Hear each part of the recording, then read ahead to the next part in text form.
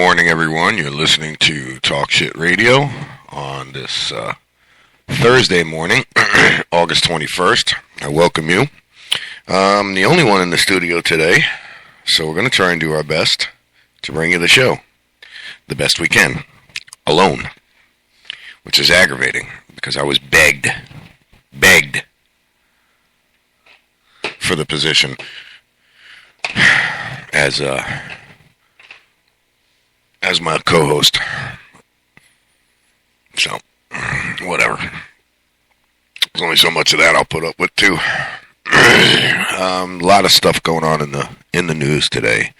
And I know yesterday I said I wasn't going to deal with the Ferguson stuff anymore, which, you know what? I don't want to because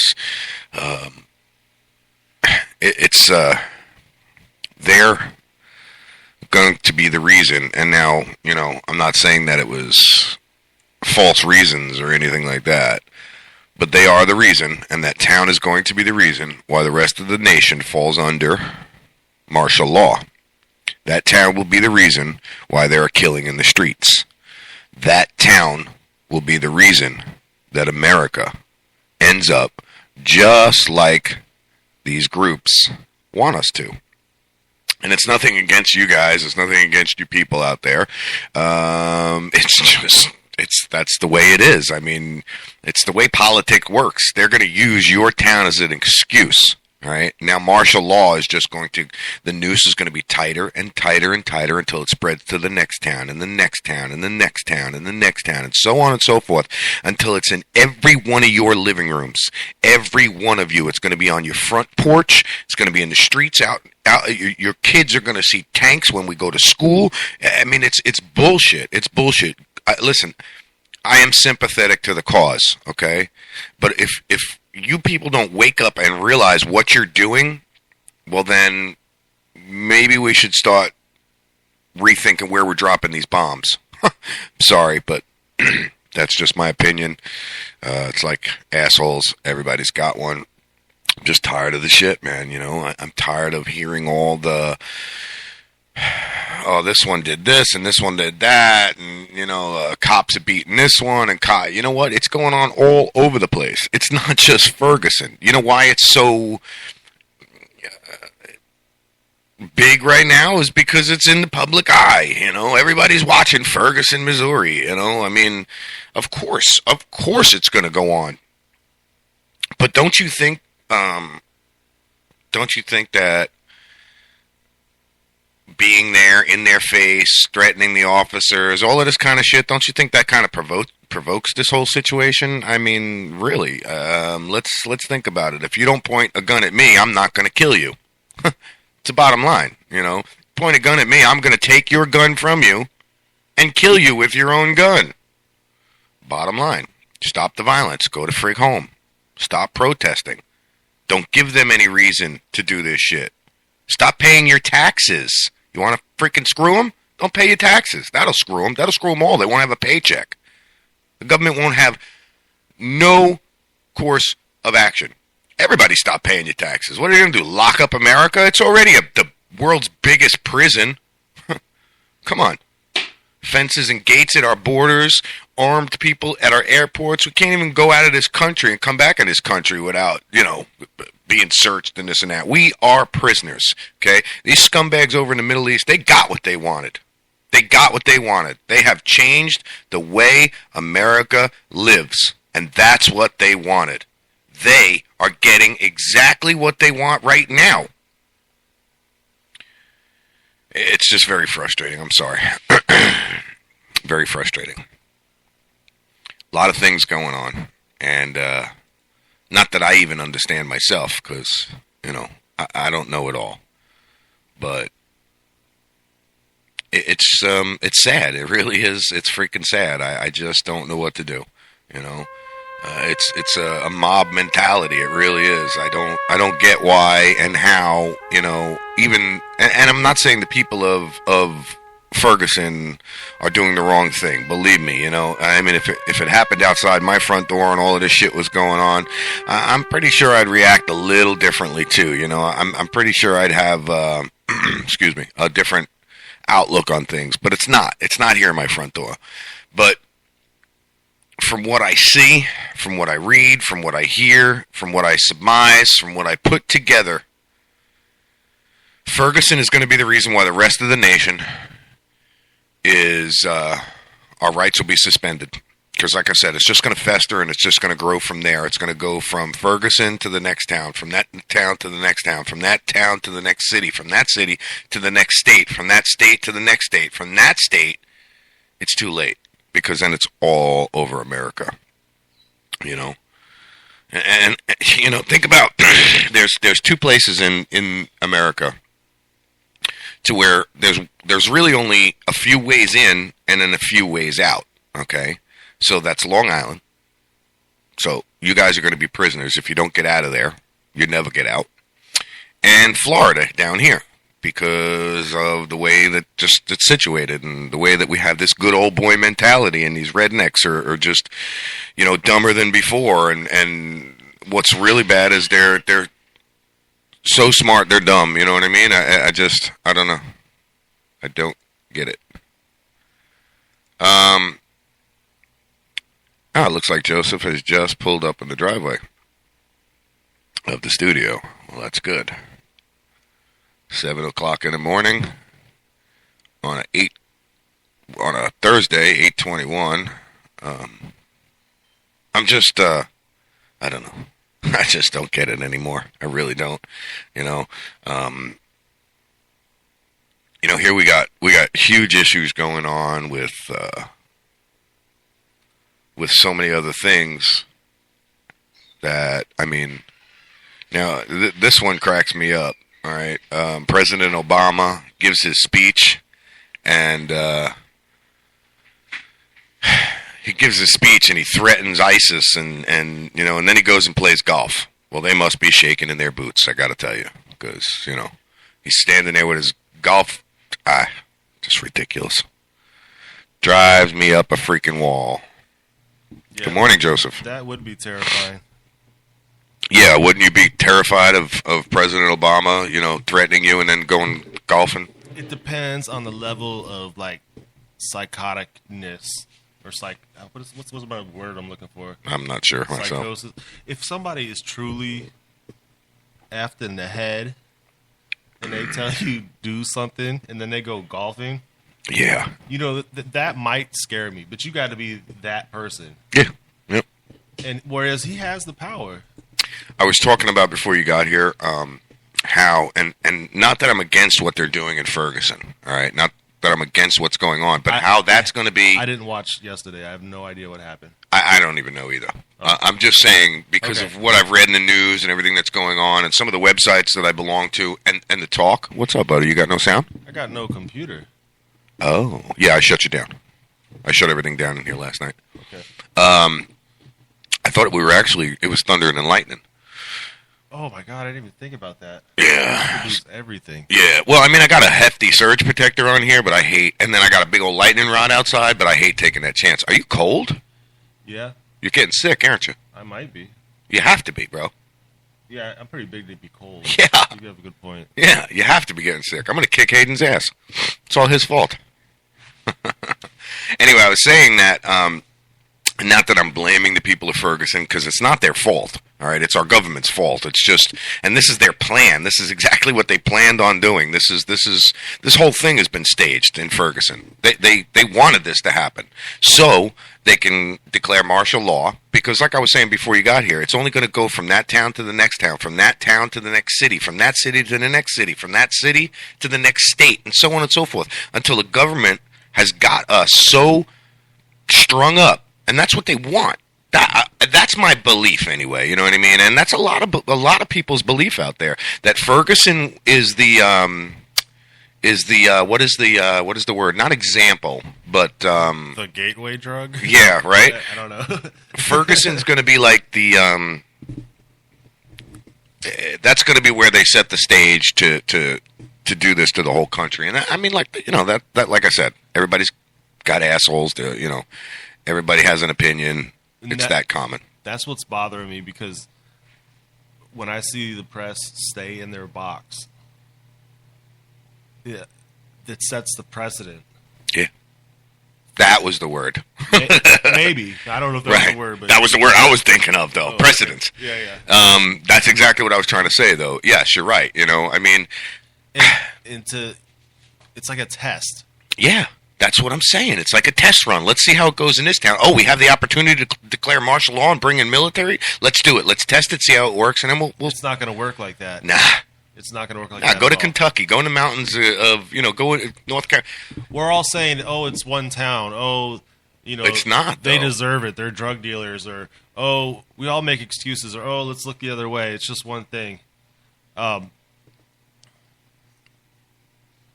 when it comes to my town, and here I am talking shit. That's what we do. Or when it comes to your town that you're in, and the cops start kicking in doors, pretty soon people are going to gather together. And, it's not going to be long, yeah. Yeah, and then when they take out the cops, which in general the cops are good, For the most part, yes, I would have to agree with you. And I know you guys have been listening to us for a couple weeks, and I've been bashing the police department, bashing this one. It's not... It's just a few individuals in the police department, and then I go and I blame the sheriff of that police department for allowing that kind of shit to happen. Whoever's in charge, whether it be the sheriff, the chief. Down here in Florida, we have the good old boy mentality, so it's the sheriff, the new sheriff in town. Up north where actually, people have educations, it's the police chief or the police commissioner. Down here where they really, we have schooling. Yeah, they go to schooling here. They get schooled here. Up north, they have education. Right. Down here, we got schooling. Thank you, sir. Appreciate it. Michelle just went to go grab some cigarettes. So, yeah, I mean, it really, it's really all the mentality. Depending on where you're at. I mean, think about it. How do you think martial law is going to work in like New York City or you know what I'm saying? Dude, there's going to be dudes on the top of buildings sniping out cops. I know that's the first thing I would do. Right. Every place is going to have its own challenges. Mm-hmm. You got a mixture. Let's just say here in Spring Hill, bro. You got a mixture of people from all over the world. But this place is going to be a mess. I think one of the biggest problems is with the police brutality is the other officer. There's always going to be one asshole officer. Yeah. And he's going to do something, and you don't know what he just did to that person. But you turn around the corner, or I don't know, you turn your head and you see you and your officer, your partner. Yeah. In a struggle. So, yeah, you jump in and you do whatever you can. Right. And at that point, I don't think you're wrong for kicking somebody in the head or whatever. No, I agree with you there because you are... But I think a lot of the problem is that these other officers... That started the incident? They start them. Mm-hmm. They're the ones that they bend the rules. And Did you see the video that was posted? It was like it was in a foreign country, and it sounded like either like Czechoslovakian or Polish. The language sounded really familiar to me.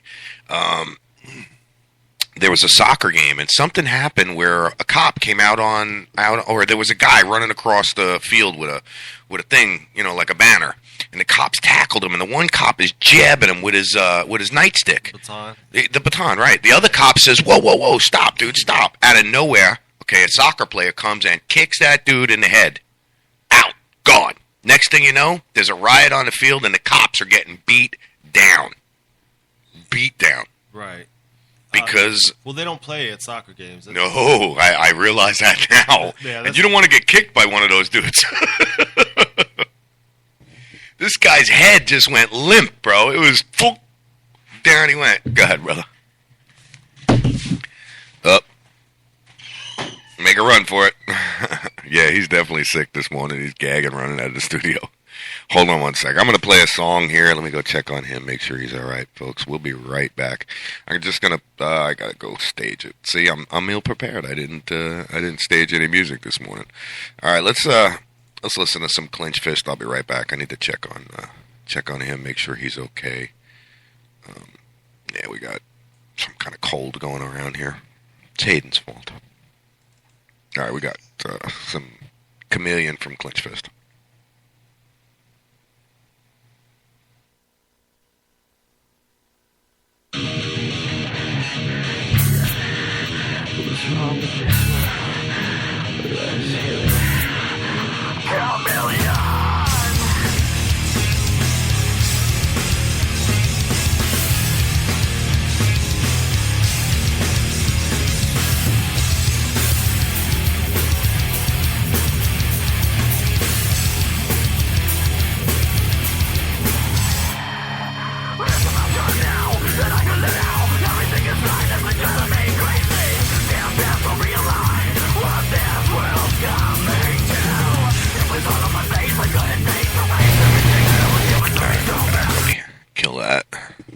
track. Sorry about that. The lyrics to Mercy, Mercy Me. That's what I just asked, and have you listened to that? Well, anyway, I had to leave it. You know, we wake up and go from saying not a word to thousands in seconds. And my throat just went dry. Dry as could be. Yeah, plus I'm sure coming down with something is not helping. Just in time for the weekend, yeah. Right? Enough said. It's going to be crazy. Yeah, I was listening to some Marvin Gaye songs. Oh, that's right, yeah. And, you know, Mercy, Mercy Me was talking all about all these different things that were happening then and they're happening now. Yep. And in that song, What's Going On, you know, it's about protesting. Mm-hmm. I don't know. I just kept listening to all these different songs, and they're so relevant today. Yeah. And, you know, that was years ago. I was reading this one article about immediately after when you could come in, immediately after giving a speech condemning ISIS, President Obama heads over to the golf course. So many people are outraged by that. President Obama had strong words for ISIS in a press conference Wednesday afternoon after their despicable heading of an American journalism, James Foley. James Foley, yeah. Yep. But his actions, mere minutes later, had many questioning his focus and resolve on tracking the terrorist threat. Well, of course, man. He's getting ready to declare martial law nationwide. Why should he give a shit? Obama's press conference was... you know what? I don't even want to read the end of that. It just pisses me off. No, it was good. No, you saw the press conference? You know, I walked into Nate's room, and he watches TV. And I just happened to see it. Right. A piece of it, probably. And... I don't know, from the porn interview we had, or the porn star interview, to covering just news around the nation, to covering Ferguson. Yeah. I've got, like, this fire in me, this, like, journalistic fire, where I need to know the truth. And then finding out what the media does, how they're controlled, or I don't know why they do. People just herd sometimes. Gregarious, I guess. But... Then there's James Foley, or you know his friends called him Jim or whatever. Jim, yeah, yeah. And you know what he went through. I don't know. I don't know what I'm getting at, but that was my stance yesterday, bro. You remember how I was just like I was up in arms. I didn't know what to think anymore. I didn't know. You know what?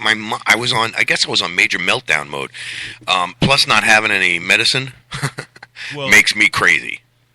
Like, I'm kind of disgusted at the media. And here was one guy, James Foley, that traveled into hell to try and repeatedly just to try to get you a tidbit of reality. Well, so for Obama to stop in his day and mention one news reporter, I don't know. To me, I got a little bit more respect for Obama. You know, speaking of respect for presidents, what was it, Bush? Yeah. You know, Sorry, I just smacked the mic. Yeah, that ice bucket thing. Well, yeah, I thought it was funny. That's what made me bring it up, because I seen that, and then I clicked on his website. You know, after seeing how the media slanders and, you know, just bears false witness to people, I keep thinking about all the little clips I've seen of him and how they made him look like a dumbass. And the truth is he probably isn't. We all have little dumbass moments. He's definitely one of those people who've had their blonde moments. Absolutely, you know what I mean. Listen, and I screw up daily. I was just gonna say, listen, we're on there. We're talk to and all of his screw ups were public speeches. Really, it's not easy, people. Let me tell you, this is not an easy thing to do. Okay. Yeah. My first day. On the 4th, when we went live for the first time. All right, now I've been on camera before. I've chased the news before. But live is different. Live is different, man. I was gagging. I was the morning of. I was a nervous freaking wreck. I was ready to puke my guts out. I know you were kind of nervous. Hayden was a wreck when he came in here. You know what I'm saying? Yeah, I've always had a problem with public speaking, oddly enough, where I'm at now. Yeah, I got to tell you, Joseph, you're doing great. You really are. Compared to the way the first week you were, you could tell you were, it took some easing in for you. You know what I mean? And you could tell. But I'm proud of you. You know what I'm saying? Just If you can get up in the morning and get here early enough. It's- No, I'm breaking your balls now. It's hard. Listen, I told you, bro. If call me early enough, I'll come get you. You know, or if I don't hear from you in the morning, you want me to call you? I mean, how do you want to do The that? last thing you told me is you didn't have gas, and I don't. And I Yeah, don't have gas money to give you, so yeah. No, I wouldn't ask for it anyway. Yeah. I just try to get a ride. I'm not going to keep calling you. Hey, I'm still trying. Hey, I'm still trying. Yeah, I'm not there yet. Yeah, I think I got a ride. Oh no, it canceled. They just You notice I said we're supposed to have a new guy in here today. it was today. Yeah, yeah.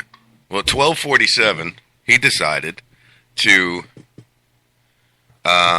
He's like, dude, I'm up late. And, Dude, just bullshit, man. You know, I mean, I was. All right, so here's what he texts me, and this is at 12:47 a.m. Sorry for the late text. 1:00 in the morning, dude. Come on. But I just realized Spring Hill is an hour away. I thought I could fit in a spot before my other job, but there's just no way. Plus, I don't know if I can afford to drive the 2-hour round trip on a regular basis. I don't know where he is in Ridge Manor, but I'm sorry, it doesn't take an hour to get from Ridge Manor to here. well, if he's on the other side of 75, Well, maybe. and he's driving a golf cart, With a dead battery, and there's a turtle in the road. following a convoy Yeah, in a construction site. in a militarized zone. I'm done. Yeah, we're over that. You know, I mean, I don't know. Don't tell me you're going to do something and not do it. Just like my post that I read last night, or that I posted last night. Did you see that? No. I was just fed up with talk. Does that make sense? And I'll read it to you. Here we go. And here we are in talk radio. No, that's not that kind of talk. All right, so I posted last night, about 12 hours ago. I put, talk, talk, talk. That is all I hear. I used to talk all the time. Now, when I say I'm going to do something, I do it. I said I was going to go on the air, and I did. Every day, I'm up at 4:30 in the morning, live by 7 a.m., in the studio, editing, sales, customer service, production, and so on and so on. So, the point is, you say, if you tell someone, yeah, I will do that for you, or yeah, I will be right over, or how about this one? Yeah, I will do whatever I have to do to help you. I like that one. I know. You know, it goes, so I like that one. I know now why Scott Kennedy, sorry, I can't even read what I wrote. I know now why and what Scott Kennedy meant when he said to me, talk is cheap. Your actions speak louder than words. So the moral of the story is, the people who are now coming to my aid are people I never met before. And I am very proud to have the chance to have people like them in my life, Joseph here included. As for those who say and think otherwise, can only say, see you in hell, mother effer. Just don't forget my name, because it is Lucifer. That's creepy. Yeah, buddy. That's one of those posts, like me and my sister from another mister, we put up posts that are like generalized like that, to where everybody goes, what'd they say? Was it me? Is he talking about me? Did I do something? And we get a lot of people don't even reply to shit like this that I put in fear of me just attacking them. Oh, shit. And then your post, F by the book. Be moral and ethical. With the reporter? Yeah, yeah. I mean, with the cop and all of that. That was great, dude. That was great. I love it. Absolutely love it. You know, this happened a while ago. Yeah, it did, but still, it's an awesome story. And who knows if it even happened? You know? No, they did an interview where, yeah, it could have been staged too, just to make the department look better. But I think this lady would have got fired. Yeah, oh yeah. What? You didn't arrest a theft? Sure. Yeah. You got called to a... You just screwed up our revenue. Yeah, you got... Oh, yeah. Don't forget about that. Yeah. Don't forget about that. That's all these cannabis arrests and everything that are going on is just revenue generation. That's all it is. Just a way for the sheriff's department to generate as much revenue, or the police departments and the government to generate as much revenue as they can, because they know here in a few months they're not going to be able to touch it. There was a petition that got sent to the White House to decriminalize and depenalize marijuana across the nation. Yeah. I would imagine somebody sent that in by now. Over 1 million votes. Anything over like 1,000, I don't know what the numbers are, but there's a certain number of votes that the president is then forced to have to look at and take action to when we send shit like that. I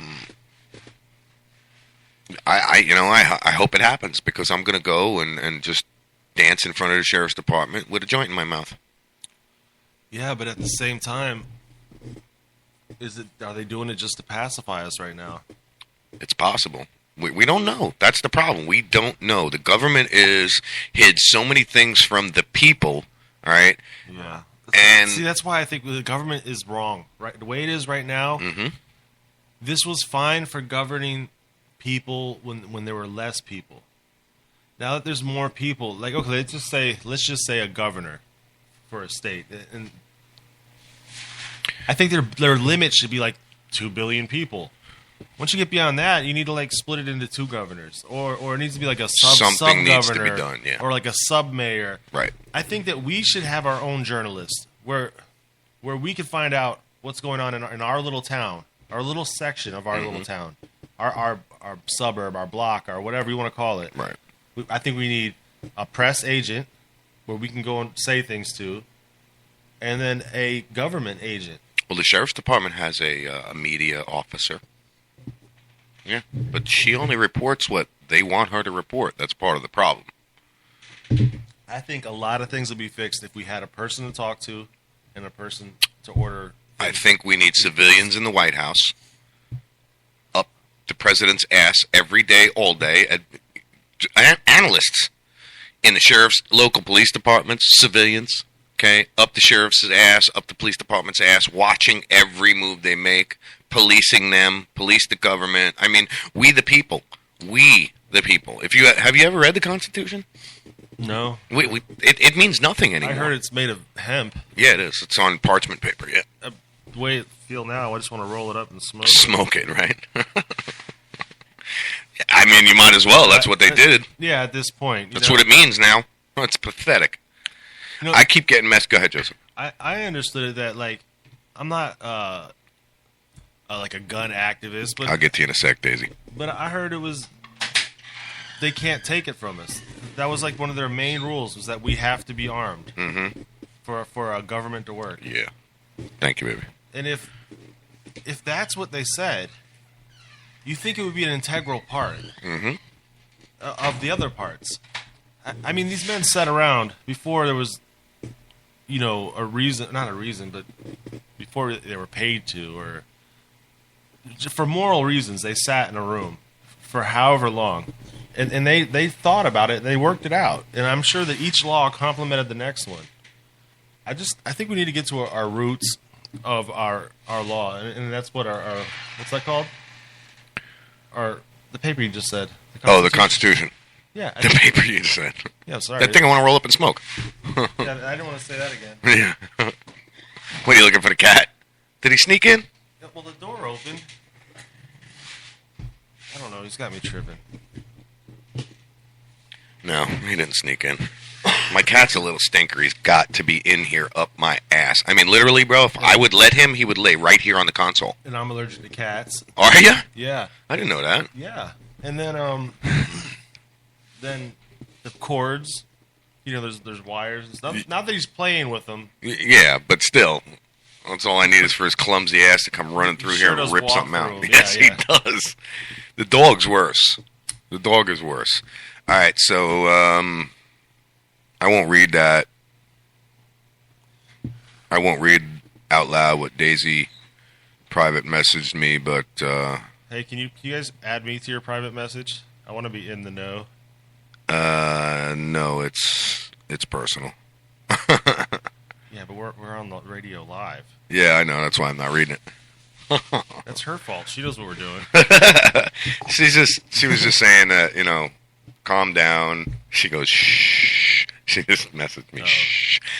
She's just basically saying, calm down, Lou. You're doing a good job. Keep your chin up. That I am dedicated to what I'm doing and, stuff like that. Wow. What? Oh. Yeah, I don't know what's what's going on either, people. So No, I'm just making funny noises. don't feel bad. I'm just making funny noises. I just seen an awesome post, and I had wrote not a letter, but I posted something to Al Jazeera because they had asked a question about journalism. They asked, "Is journalism?" You guys are distracted. I'm sorry. I have attention deficit disorder, and they're having like these private little beepy, clicky moments over there. That wasn't even her. I don't know. Just That was Hayden asking me if he wanted us, or if we wanted him to come in. I don't know. You think we need Hayden today? yeah. Yeah? I say wake up. Joseph says, get your ass in here. Oh, shit. If he feels like it, you know. He woke up enough to do that. Might as well. Yeah, I know, right? Here, I'm going to message him. We're going to speech message him so everybody can hear what I'm saying to him. So, all right, so his message was, you guys need me in there, or we good till tomorrow? Okay, so here's what I'm going to say back. Tomorrow the weekend? Tomorrow's Friday. Oh, okay. Oh, shit. I'm Cindy. It said tomorrow's Friday. Bullshit. All right. Well, you're already up. You might as well come in here. Holy shit. That's what I sent to Hayden. And what came out? It said, well, you're already up. You might as well come in here. Heroes yet. Yeah. I usually just send it anyway. I don't even I know. Some of your texts I look at and go, what language is that? Oh, I don't have the voice thing anymore. I cut it off my phone. Oh, did you? But I have gigantic thumbs. He's all thumbs when he texts. Did you ever mess with Siri? Yeah. You ever mess with Siri? Let's see. A little bit. Siri, are you homosexual? I'm sorry, Louis. I'm afraid I can't answer that. She just won't answer me on any good questions. No. Prude bitch. Excuse me. Oh, man. I got so much shit that I pulled up that I wanted to talk about. But, I don't know if I want to talk about it. Does that make sense? Yeah, that makes perfect sense. Ukraine, let me try that one more time. UK Prime Minister response to ISIS beheading of U.S. journalist puts Obama reaction to shame. Yeah, well, any other reaction other than what Bahama? Man, I think I'm just going to put on music and go back to sleep, man. Bahamas. Yeah, President Bahama. I like that better. Back? Bahama. That's all right. When I first heard his name, I couldn't say it worth a shit. I was like, Borax?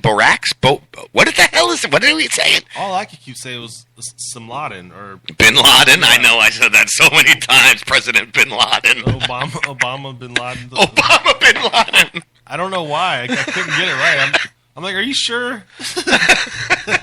Did we really vote him in as president? Doesn't he have like a regular English name? Like Barack. He's a Muslim dude. I don't know. I don't know if he's got a regular name. He was born with a Muslim name? I guess. Yeah. Yeah. I don't know. That's what a lot of people are worried about because he's a Muslim. That this is gonna turn into I don't know. I mean, he's still an American. People, listen. Just because of his religious beliefs, he's a Muslim. I don't believe in any of that shit. You could be a Muslim and still be a patriotic American. You know, your beliefs just might be different. I really don't know nothing about the Muslim religion. I know nothing. Either. Yeah, I would actually like to get somebody who is a Muslim and practices Muslim, no matter what race, creed, whatever they are, to explain to us about it. I don't know about it. All I know is they don't eat pig, and they read the Quran instead of a Bible or you know, whatever the Jews call their thingy. I think isn't that? I'm a bad Jew. Is that just a name for their Bible? It's different though. It's not the same books. No, I don't know. I never even seen one. I thought all these Bibles that have like a Christian God were of the same books. No idea. Like, I am the worst. Like some of them don't have the book Genesis, and some of them don't have. I don't know the other books, but you know, they pick and choose what book they want in there. You know what? I can probably call that would know this. is our resident dictionary and source of information. I'm looking at the phone and saying, why do I have homosexual written across my screen? Because I just asked Siri if she was a homosexual. You know what? I can't even call him because he's got no phone. Paulie. He would know. He does a lot more reading than we do. He was just on his mobile 12 minutes ago. Yeah? Yeah, dude, I seen it. I thought he didn't have no cell phone coverage or no shit like that. I thought he couldn't. He can't play his game and talk to you at the same Oh time. my God! God forbid he can't play his game. Listen, Paulie's playing this damn game, and we talked about this. That's why I refuse to play it, because you'll never hear me again. I'll be up 24 hours a day, 7 days a week, trying to take over the world with Paulie on this damn game. That's why him and I are forbid from playing computer games anymore. We get so damn sucked in, it's pathetic. Well, let's try and give him a call. Sounds like a good prostitute. Oh, boy. Maybe he answers. Yeah, we'll see. We shall see. I'm calling our other host, Paulie, see if he can answer some questions for us. He's like, screw you guys, man. I'm in bed. I am not answering the phone. Either that or he's playing his game and he's like, nah. He's probably got it so that it doesn't even come through. Right? He's got us blocked. He's like, screw those idiots. Oh, shit. Yeah. He ain't answering. All right, well.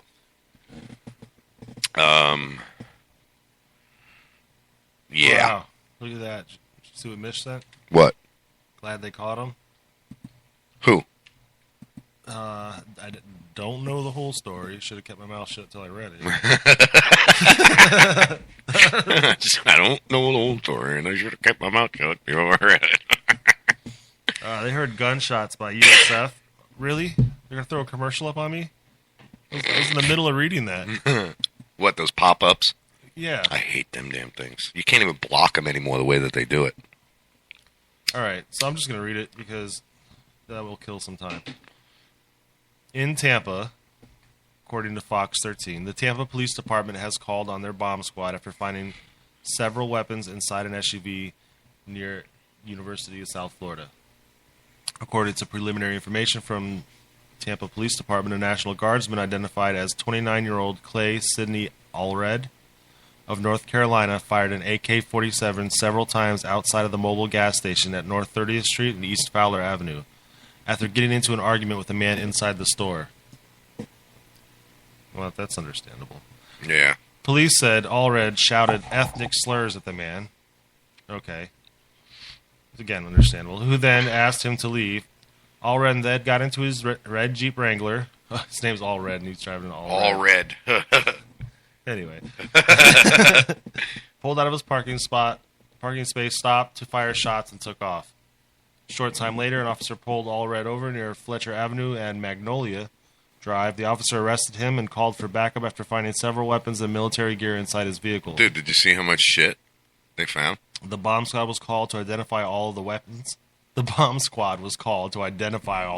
That's how many weapons he had. It's got a clown mask. Really? I didn't see that. Yeah, top, you see it? I will later. So far, police said they found several loaded guns. Well, no shit. An AR-15. A bat? Yeah. Oh, like a baseball bat. Yeah. A hatchet. I'm like, what's a bat? Right. The hatchet and a white mask inside the Jeep. That's the clown mask. Allred has been charged for aggravated assault related to a hate crime. Are you kidding me? He never touched the guy. I know. They had an altercation and yelled. He popped off a few rounds outside. I get it. We're not allowed to shoot guns. Yeah, it's called discharging a firearm within city limits. Which is ridiculous. Yeah. To me.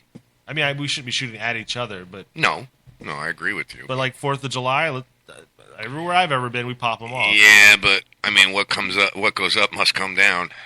So does hail, dude. I'm not worried about it. Like, yeah, but a bullet's going to do a little more damage. You know, it's not the bullet that has my name on it that worries me. It's the one that says, to whom it may concern. I don't get it. You don't get it? No. stray bullet. The one that has my name on it, it's intended for me. The one that says "to whom it may concern," That's so. that worries me. Who has been shot by a falling bullet? There was a looking it few up. cases. I'm looking it up. There was a few cases. Kid got shot in the face. It grazed his nose. He grazed his nose. It could have killed him.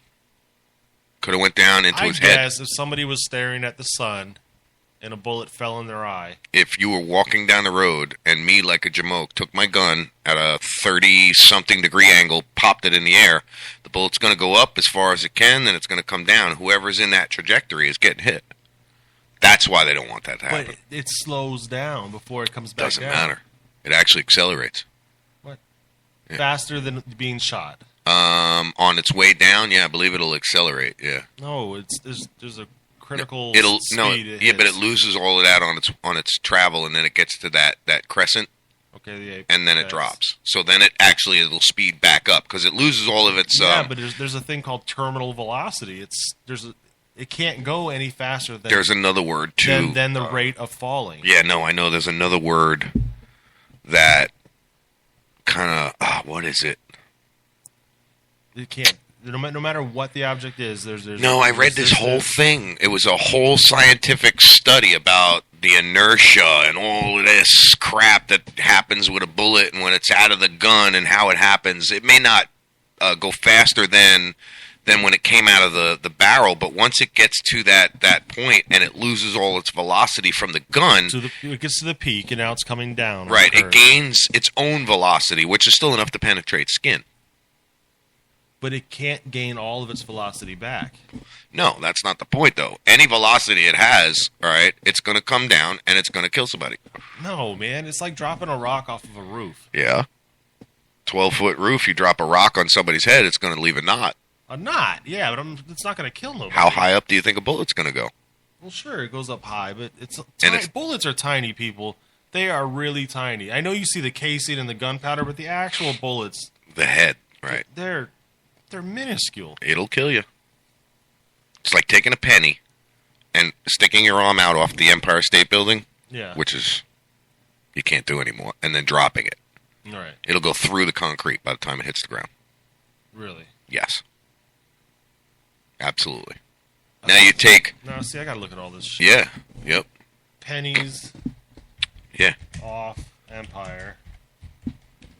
Yeah. Look that up, dude. Mythbusters. I'll just watch the video. It came up as Myth, blah, blah, blah, blah. Those guys? Yeah. Those guys. I love that show, by the way. It says, will it kill a pedestrian below? It will. And the rest I'm not going to be able to hear because I have no audio and I'm stupid because I'm watching a video. Oops, look at this. Look, I made it that far. Nice. Currently, we're watching an advertisement for 5 more seconds. What he's doing is just looking up what happens when you drop a penny off the Empire State Building. Oh. All right. I'm back on my headphones here. Okay. Terminal velocity. That's what they're talking about. You know what? I'm just going to get to the end where like myth busted or myth. Yeah, just see what they say. No. The answer is no. They said they made the penny go 3 times the speed of sound by like shooting it. Yeah. And it still wouldn't be strong enough to break the bones. It's busted, dude. To break the bones. No, he wasn't even scratching the cement. All right, let me see if I can find the one situation in the 50s. Was it sand? Did they have like sand paths? And it went in the sand? That's what's going on here. What, in the 50s? Yeah. No, it was concrete. Whatever, man. Good morning, sir. How are you? It was some loose, crappy mortar made with seashells. I wanted to pop in and say what's up to everybody. How you feeling this morning? Hey, you're the gun guy. I hope this is the gets worse before it gets better part. I Really? do. Yeah. Holy shit. I was wrong. Go back to bed. Yeah, you're the gun person. You know a little more about guns. The dangers of shooting bullets up in the air at parties. What happens when the bullet comes down? They double in velocity, and pretty much, if it hits you, you're dead. Mm-hmm. Because when it tears through your body coming downward, It still has the same reaction. How come MythBusters said the opposite? Myth busted. myth is not busted because a lot of people die from that. Who? We had like 2 in the Tampa Bay area. I mean, Yeah. you could look it up. Yeah. Yep. People. On 4th of July. There was one where this You dude. sure they weren't just shot? There was one in where the a dude head? shot in the air, Yeah. and it came down 2 blocks or 2 miles. I don't remember. 2 what they miles, said, I think. And hit someone that was out front getting their mail. In the nose, right? Or was that, remember that kid that got grazed in the nose? It came down and shot him in the nose? This just seems like some hyped up garbage. to me. No, it's real, dude. It's real. Yeah, I'm gonna look it up. Yeah. We're all sitting here looking it up now. So the topic of the day is, what happens when you shoot a bullet in the air? All right, so Celebratory gunfire, Wikipedia. there you go. That's where I'm at. Yep, that's a good, yeah. Okay, no, they do lose velocity. They do lose velocity, Because that's- yes. They have to. That's why I was saying I don't think shooting a gun is so bad. Because Still we do it dangerous. in celebration, we do it out of anger, whatever, See, my luck We do it is for I would warnings. get that perfect shot straight up in the air, and land back and it in would your- come right down and freaking shoot myself. Yeah, that would be my luck. Celebratory gunfire is accepted in the Balkans, in the Middle East, Central Asia, Afghanistan, the South Asians, Pakistans. I wish they would just make that United States a stand. It's so aggravating to read all those. Bullets fired into the air usually fall back at terminal velocity. Speed It's still legal in India, is much lower than Latin those. America, and then Kirkwood, Missouri. only in Puerto Rico and the United States is it illegal. The people. Hey, this is Lewis at Talk Shit Radio. Sorry, guys, don't mean to interrupt you. We have a call from Missouri. What's going on? I was just calling. Are you guys live right now? Yes, we are. Okay, what are we talking about? Because I don't have it on. I just pulled it up on Facebook. Who's this? We're actually. Who are we talking to, by the way? My name is Cherie Spring. I'm a former legislator, and that would be my state representative district in Ferguson right now, had I won. Gotcha. I did not thank God. Yeah, right. And I say thank God because I know how it's done because I've seen it. Right, right. Democracy doesn't work like this, people. Nope. This is a republic. And when you get up there and you've been in the chair and you push the button, you know that. Yeah, absolutely. Realize that one vote, why should one vote make a difference? Like, that's not a majority. So, yeah, like, really, the police presence, now what they have done is, instead of tear gassing, they are just straight arresting people. So they have thinned our crowd to about half. Huh. The clergy is now involved, and they want to keep everything peaceful. So the younger kids in the neighborhood are like, you done hijacked our movement, which it was, and it has been hijacked. And, like, the talk I've heard is people are tired of being herded on West Florissant, and they need to take it to McCullough's office.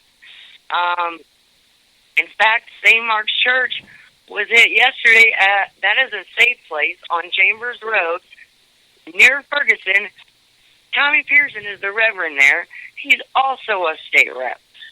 The only thing he was lacking was a permit.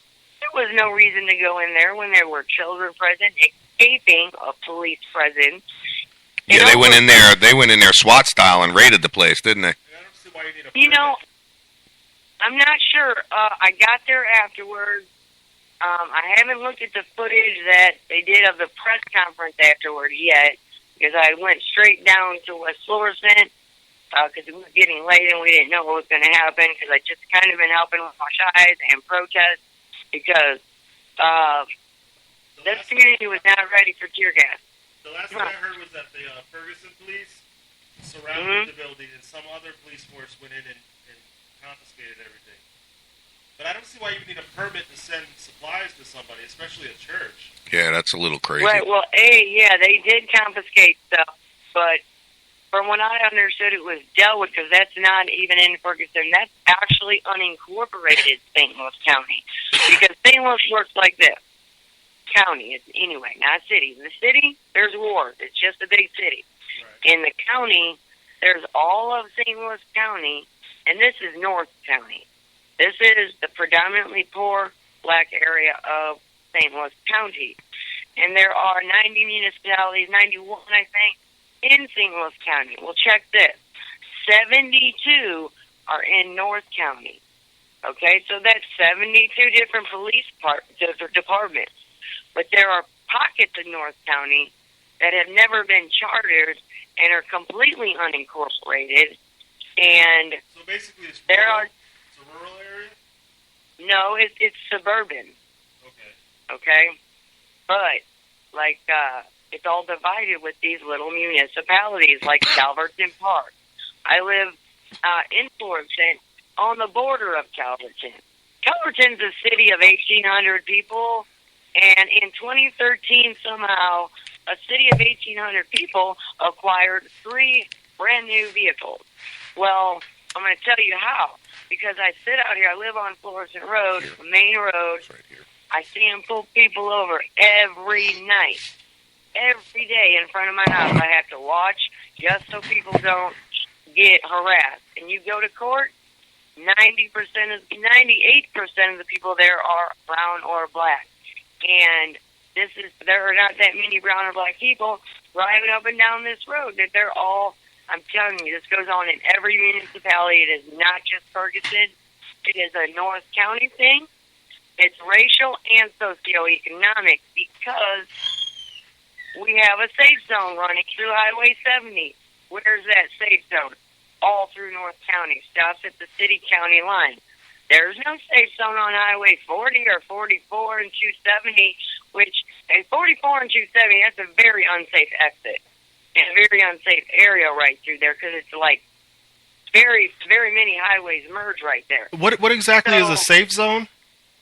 Oh, the fines are doubled. Yeah, why is that called the safe zone? What's so unsafe about that stretch of Highway 70?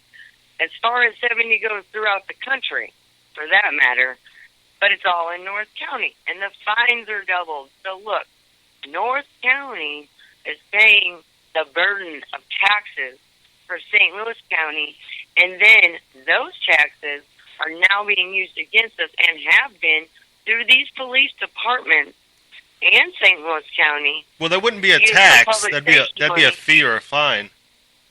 Well, that'd be a fine, but see, if you get pulled over, you're going to get a ticket. In any case, they're milking it. They're milking them in particular. You're right. You got it. These police departments are milking the already poor. Yeah, and there's 72 of them, plus county on top of it.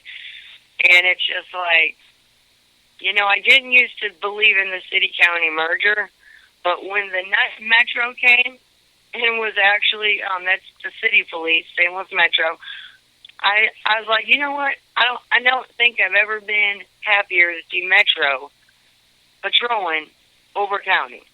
But after County SWAT came out and did that, that guy Todd from St. Charles County, you know what?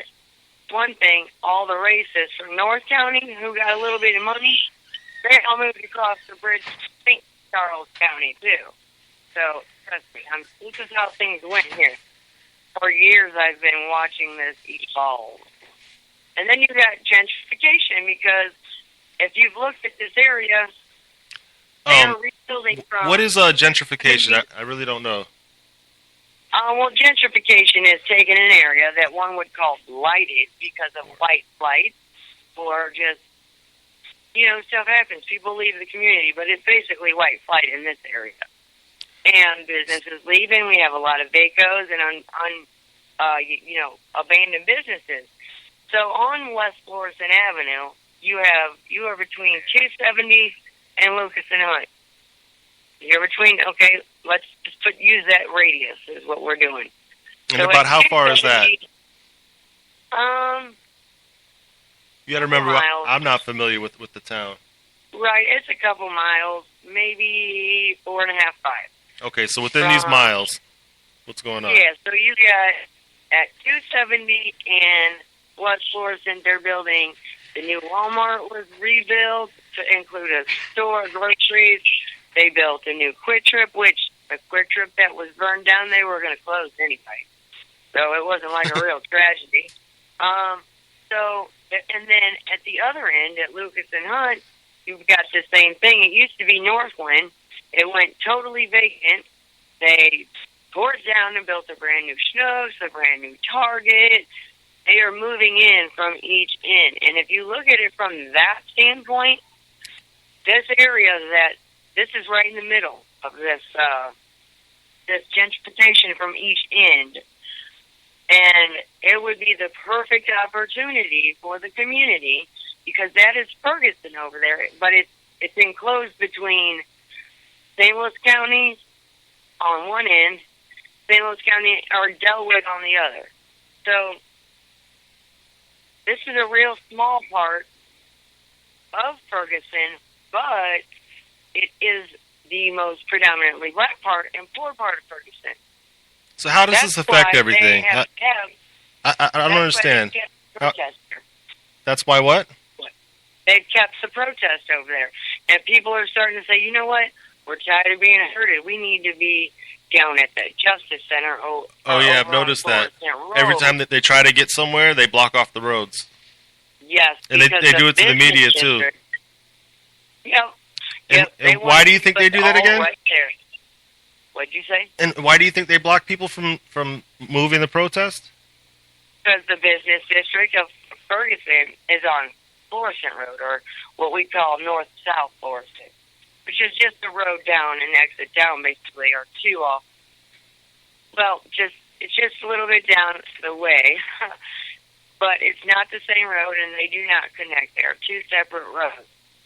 West Florissant is a road, and then there's Florissant Road, which goes north and south. St. Louis is one of those places where one street starts with one name, and you end up changing names 3 different times, even though it's the same road. So, basically, that's the business district of Ferguson, is on Florissant Road. That's where the police department is. It's being built. It's brand new fire department, brand new businesses.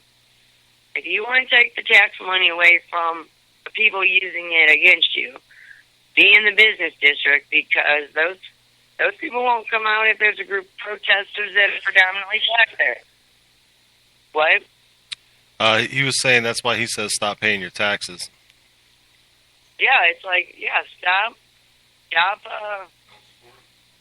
giving the money to the county. But what can you do? You got to eat. You got to pay utilities. You got to buy gasoline. All these little taxes. And people think, oh, you're poor, you don't pay taxes. You get taxes back. No, hon, everybody pays taxes. I don't care if you 5 and go to the store and buy a pack of gum, right? You're paying taxes. So, is this a dry county? What do you mean? No, it's not. Mm-mm. No, we don't have any in Missouri.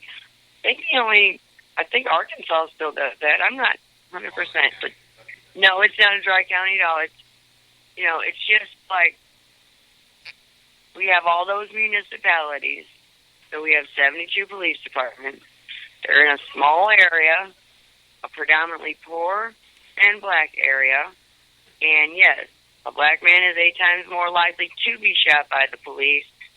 And any police shooting that happens in these municipalities automatically goes to St. Louis County to be investigated.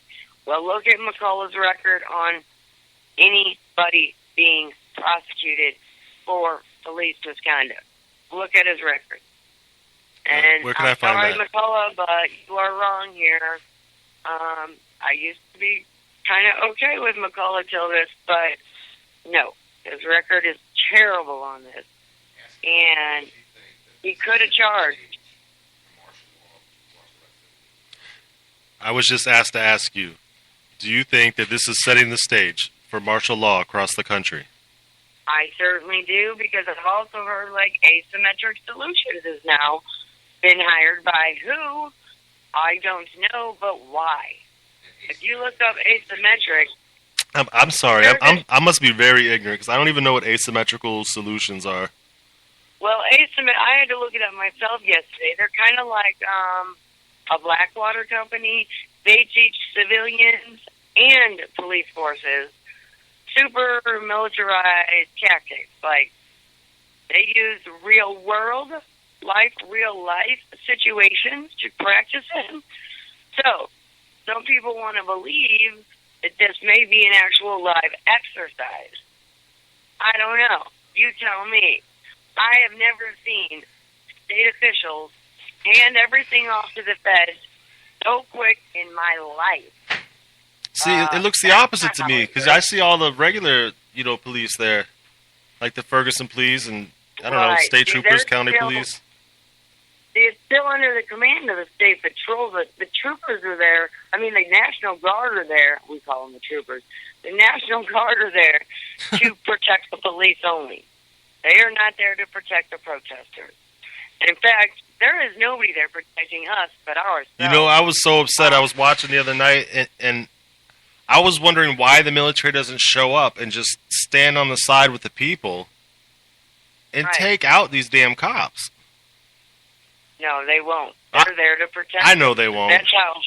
Yeah, the governor wrote the order now that the adjunct general is in control. So command can change per his decision. Who do the people go to? They can't go to the police. They can't go to the state police. They can't go to the federal government. Who's left to help them? Nobody's accountable. That's what I'm saying. I've never seen a state government, local officials hand off any kind of situation like this to the feds so easily. Ever. I mean, never have once has a local wanted to hand off an investigation to another PD or the FBI. I mean, you know how that is. It's like, no, this is where I live. Right. But everybody was like, oh, let's hand it over to DOJ. Even during the Vietnam War, even during the Vietnam War, the governors of the cities where all the protesters and everything was going on against the Vietnam War, they never once reacted with violence towards the people. Yeah, there were riots, and you could see it, and there was military actions and all of that shit. But never once did it ever go to this extreme, ever. Right, and if you actually do a little research, you will see the 4 times that the National Guard has been deployed on the ground in this country for crowd control purposes. It has all been, it's been predominantly black areas. Number 4 is us. Number 3 was Rodney King, and you can figure out number 2 and 1. 1 started way back in Brown versus Board of Ed.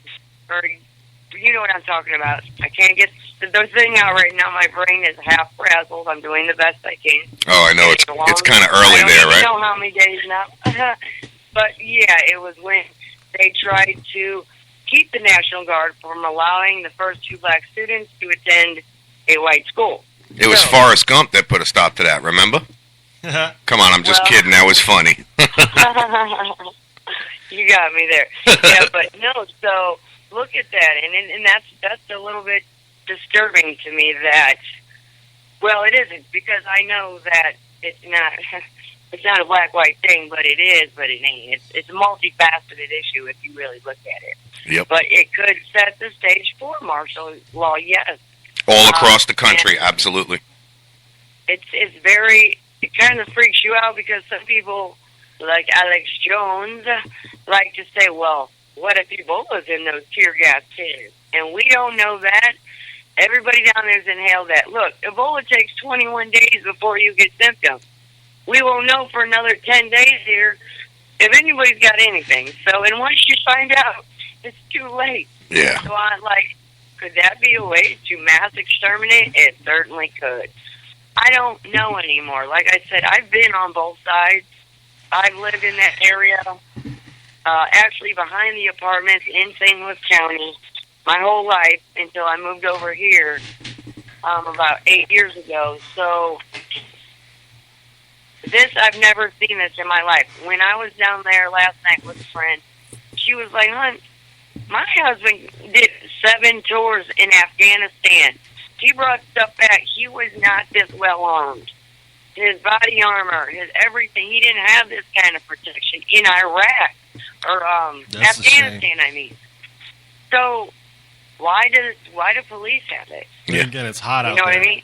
I'd probably wear less shit too. So that's what I'm saying. That there's something wrong there when the soldiers in Iraq, who are supposed to be fighting for freedom, which is a whole other issue, have less body armor and protection when you're dealing with IEDs and stuff than the people on the ground do dealing with a pretty peaceful freaking protest. Yeah. Oh no, a water bottle. What's your name again? I'm sorry. What is your name again? Oh, Cherie Spring. Okay. Cherie Spring? Spring. Yeah. Okay. All right. Sorry about that. Yeah, and the thing is, it's like when you see this, it doesn't ease tension. This is about the police presence in this neighborhood to begin with. It doesn't have anything to do with race anymore, does it? No. No, it don't, because you go down there, the crowds are. This is a very diverse crowd. One of my best friends protesting down there, who I see at many protests, she's in a wheelchair. Okay, my girl got tear gas. She gets arrested. She is always out there for. They arrested a lady in a wheelchair. Civil rights. They arrested a lady in a wheelchair? She's a white lady. She usually wears ponytails. She's in a wheelchair. She's been out there every night. Unreal. And the night they threw tear gas one night, everybody booked out, and she had a flat, and she couldn't get out of the street. She had a flat. And nobody, moved her. And she got gas bad. But you know what? She's still back out there. Good for her. She'll still be at other protests because this is what I'm talking about. People are tired of it out here. And finally now we have more people who, the neighborhood did kick this off. Okay, but do I think now other forces have taken over the movement a neighborhood kicked off? Yes. And even the neighborhood is not happy anymore. Yeah. You know, that it's like they're like, this was our movement. You know, Michael Brown was our friend, our family, and the clergy has come in and kind of corralled people working with the police. The police presence is heavy, you know, and what they're doing with these arrests is basically scaring people, so they don't come out. That's basically what they're trying to do in the beginning was a lot of scare tactics, but when they realized the people are not afraid anymore, that's when it turned to violence. And now, and like I said, I was the one that asked Joseph to ask you about, do you think that this is setting the stage for martial law across the country? And I guess I was really aggravated this morning, or yesterday, with everything that's going on, and you know, and not hearing what's really going on. You know, the media. Who the hell knows if the media is telling the truth or not? My experience with the media is they're influenced by these government agencies, okay? I know the local media here, if you don't kiss their ass and do what they say, how they say it, and when they say it, they will not cooperate with you. So, yeah, and it's coercing the media. I mean, it's really bad. It corrupts true journalism. And for those of you that call yourself a journalism, okay, you can only take what the police tell you in stride with what you see. You can only take with what the people tell you in stride with what you see. Then you have to, as a journalist, form your own opinion, which is not even an opinion because you cannot be opinionated as a journalist. You have to be biased. So, you know, it's really frustrating to me. I just became a journalist at the beginning of this year, actually, you know, so it's really frustrating to me, and that's why I guess I was really frustrated with the whole situation, and I was saying, listen, people, you know, just go back inside. Don't give them any reason to gas you or anything like that. They'll go away, you know, they'll stop, they'll realize. They won't, and Joseph's right, they won't. They'll consider it a victory and lock you all down. The problem, right? And that's they've thinned the crowd by their presence. and then they're locking people up instead of tear gas and just mace and direct people and throwing them down and throwing them into handcuffs. Yep. People And aren't as scared as you think. Yeah, people aren't as scared as I think they were, or as I first thought they were. You Well, have to look, take the this case is of the Mike and deal. Wilson. Mike punched Wilson. Yeah. Yep. We're fighting back. We're not as scared as people think. Not all of us. Right. That doesn't mean we should right get now shot. that they're, yeah, it's very, it breaks my heart to see this because the way I see it is like these are the 20-year-old, the 17 to 20-year-old children of the friends I went to high school with who still live out here and didn't cross the bridge because they're so scary. Yes, you know who you are. Let's just call them. But, no, that's the thing. That's their kids. Their kids are on the front lines. They're fighting back because, look, 20 years ago when I was that age and lived over there, I had the same attitude. They harassed us then. So I do not, and I'm white, so I cannot imagine what it is like now 20 years later for a young black man. I mean, if you feel that you rather die, this is constantly the saying I hear, I'm not going to die on my knees. I'd rather die standing. Because if you feel that you're going to be shot by a cop anyway, you'd rather die shooting back for the cause of they that shot the last person here without retaliation from this community.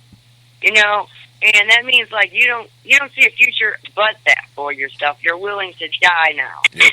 You know, it's almost like you're willing to martyr yourself because you don't ever see you didn't see a future and now you have a cause. Absolutely. It really breaks my heart because you know what? All this money being spent on overtime, that drone, the chopper fuel, the chopper itself. Joseph just told me they're spending $250,000. That's $250,000 a day. Right. What about education? The kids haven't even been able to start school. I know. You know why? Because they want to be up in the schools too, and they can't be both. I think the police need to go back to school. Is what I think. I think too. You know what? And then what happened in the city yesterday? Yeah, there was no need for two officers with guns drawn to put. I don't know if you've seen that. No, we didn't. Oh yeah, there was a young man, 24, stole 2 sodas, set them on the ground outside the sidewalk. In fact, I will. If the footage is still up, I'll send it to Daisy and you can look. Cool. They both have 9s, so they got 14 shots apiece.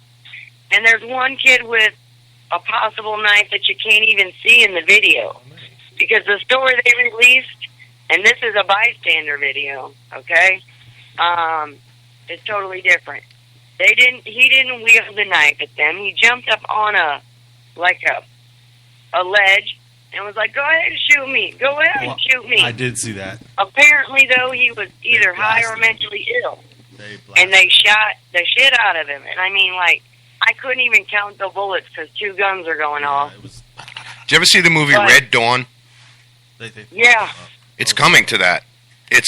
I know. It's really going to come to that. They don't realize. Listen, you know, you may be militarized, but there's a lot of militants out there that used to be militarized. Right. They know your tactics. They're going to train the people like me. Listen, I'm a survivor too. This shit happens in my town. I got a big surprise for whoever comes knocking on my door. I believe in chemical weapons. I know how to manufacture my own chemical weapons. It's on the internet. And it's actually kind of funny you say that because a lot of vets are out there like, you know what? Yep. I didn't do Vietnam for this.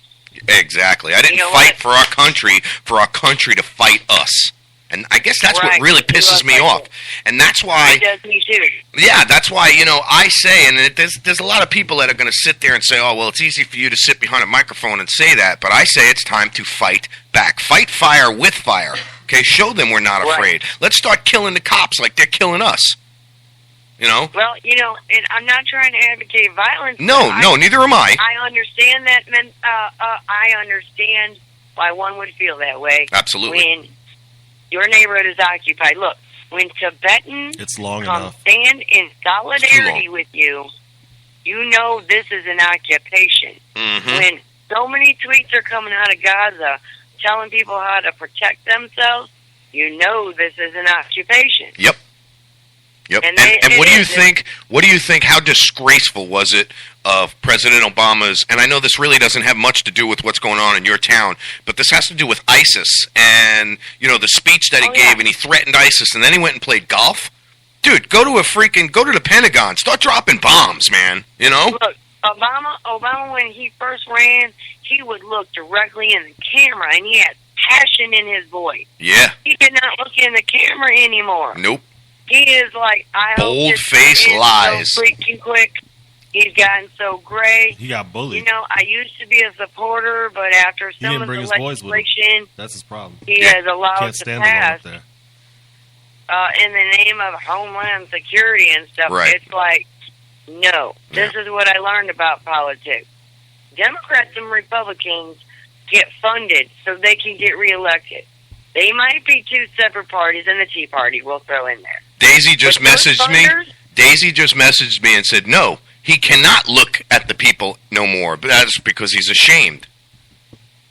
Yep. Yep, it's pathetic. When he first got elected, I was spreading things around like Obama, another big mistake, America, or our biggest, just all sorts of shit. I knew this was going to Yeah. turn into a nightmare. Now, what this situation has done in your hometown. Well, look, you know the song Politics by Dead Prez? Really, That's the song right there. That explains it all. What's the name of the It's song? the Politrix. who fund, yes. Look Yeah, it we're up. looking it up, yep. Politrix, Dead Prez. The elites who fund these politicians, they fund both sides. Yep. They always come out ahead, okay? They have enough money to fund both sides. Like, okay, for instance, in the city of St. Louis, you have people like the McKee brothers who work to fund Mayor Slay, who's been in there a long time, Mm-hmm. a white mayor of a predominantly black city. He is gentrifying neighborhoods that are the poorest. And then you have his supporter, Rex Sinkfeld, who is also supporting people on the state level, as well as McKee. And this is just in local politics. I'm talking about some names here. Yeah, yeah. They're supporting people that are elected to represent the people. But when you have to be supported to get elected, who do you really represent? Because you got to always go back and ask for a check at the next election, or when you start raising money or whatever. That's what I learned was like, why should I have to raise $30,000 to represent 35,000 people? Right. I go door to door. Yep. I shouldn't have to. That's crazy. Yeah. Well, you know what? And That's an average state rep race here in Missouri. yeah, and the whole campaign money and all of that shit. You know what? It's Yeah. just another example of how to buy the presidency or buy a vote. Listen, my last name is Kennedy. Does that mean that I should run for president and use my last name to buy everybody's vote? Although, believe it or not, it could happen. You know what I mean? I could be the Sure. next president That's just how I because of got my it. last name. Right. Yep. The former rep was my husband. I got elected on my last name. I'm not going to lie. Yeah. I knew what I was doing. Absolutely. But I actually thought I could change something. But when Until I you got there, until you I was actually got there and had everything put in front of you and realized, holy shit, this is the biggest scam going. No, I want to hear from her. It What was is. that like? What was that like? It is. Joseph wants to know, in your words, and I'm gonna shut my mouth, and I want to hear what was it like for you to be an elected official. I've never had a chance to talk to an elected official or an elected official on this level. So I'd really like to know, what was that like for you? Well, it's interesting because it's the weirdest thing because basically you get on the floor. Okay, like the where speaker it's going. decides. The Speaker of the House, Mhm. who the majority runs the House, and I was in the House, so we'll speak specifically about the House of Representatives here. The Speaker runs the House. The majority runs who is the Speaker. Republicans are the majority. They are a super majority, in fact. Wow. So they get to decide which legislation will be heard, which committee it gets sent to. They get to decide who the chairmen of those committees are, who are on those committees. That sounds like So bullshit. basically, you know who's going to pass what. So, and then with the money involved, the vote's already decided before you heard any information. So all that floor debate, it's all jib-jab because everybody already knows on both sides what they're going to do. And I'm going to tell you something else. When it comes down to, I will give specific examples because of the Republican supermajority. If there's 3 or 4 that won't vote with the group of Republicans, leadership will go to their table and discuss this with them like, you really need to vote this way. Now, have some given in? Yes. There are some who are like, no, I cannot vote for this. But is it because it's really for the people, or is it because it's about their financial backing? So, and it also depends on the district, you know. The way this is district here, that's a whole other issue. You know, when they redistrict, they do it by numbers. So they try to make some areas more Democrat, more Republican. And that's how 2 years ago we ended up with the Lacey Clay, Russ Carnahan race. And it's really a sad thing because Missouri lost a U.S. rep in Congress because of that. It's crazy. Redistricting. Sounds very, very corrupt, and it's disgusting. It is. It's very sad that this is the so-called democracy that was set up, and it doesn't stop on a local level, and that's what it sounds like. I mean, it does not just end at a local level. It goes all the way to the White House. You know, I'm in a situation here in Florida to where I was a victim of a SWAT style raid on my house. All right. Okay. And I mean, my wife is disabled. They threw her on the ground. They you know, it was police brutality all the way. Now, I mean, I can't confirm nor deny that it's a crooked situation because of who I am and what I do, and they know I'm not going to stand for any bullshit. They know I'm going to report the truth. They know they have no influence on me. You know what I'm saying? So I'm in a fight just like that, and the corruption that I have realized. I mean, I sit in the courthouse and I listen to all these other cases that go on, and it is such bullshit. It's all political corruption. It's all about the money. You know, we're getting ready to come into a vote here again, people. Wake up, all right? And let's get some regular people in office, not politicians. We don't need any more politicians, and don't take that in the wrong way. You know, I don't consider you a politician. You know what I mean? No, I'm not. I do not either. I consider myself a recovering politician. That's like what I tell people. I'm a recovering politician. No, I'm a sociology major. So not to cut you off, 1 second. Let me just, I got a quick announcement I got to make in about 15 minutes. I've got a caller going to be calling in. His name is Steve Danowitz, and we're going to talk about legalization of cannabis, so stay tuned. Go ahead, I'm sorry. Oh, I might have to tune in here. Hell yeah. Anyway, but yeah, let's, it is. It's really sorry. It's really sad. That's all I can say. It's bad. When you, as a sociology major, which you know about humanity, and then you look back at who wrote the Constitution and who it was really written for, and then think, what has really changed here? Maybe some amendments, but systematically, it's very racist. Yeah. Women are still paid less. We still look, you know, it's still, the elite use the masses, like, okay, I'm going to use the 99% quote here.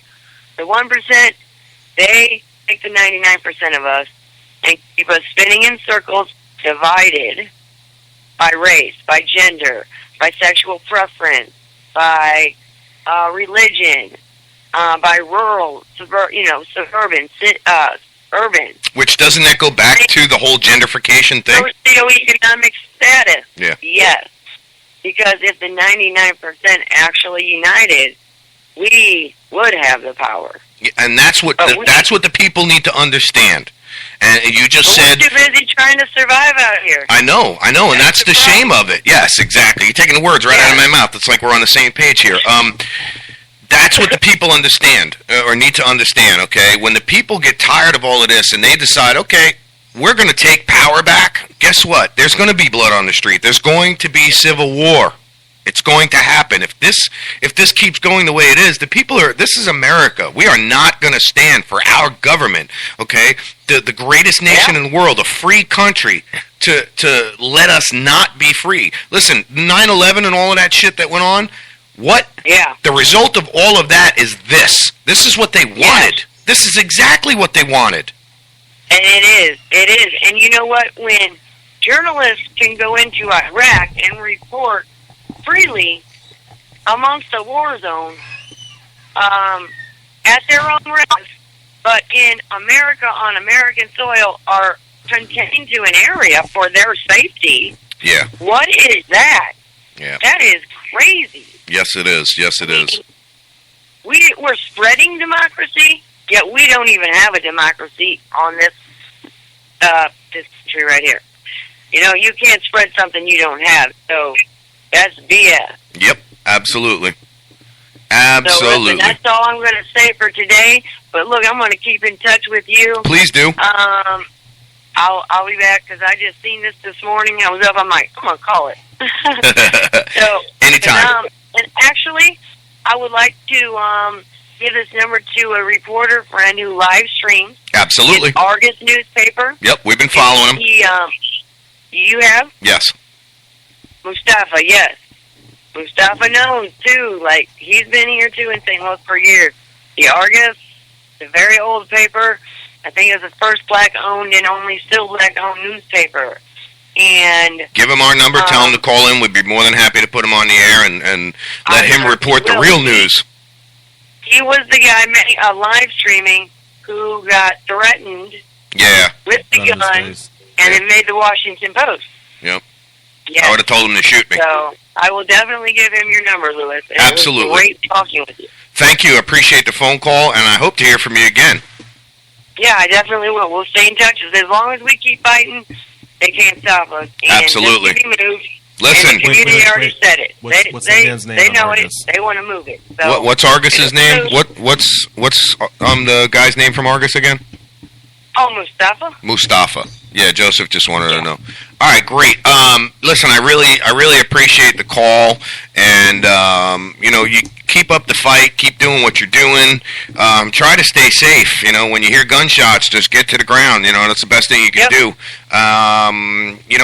We've been putting out the word to try and send gas masks, Maalox, all of that. And what was her name?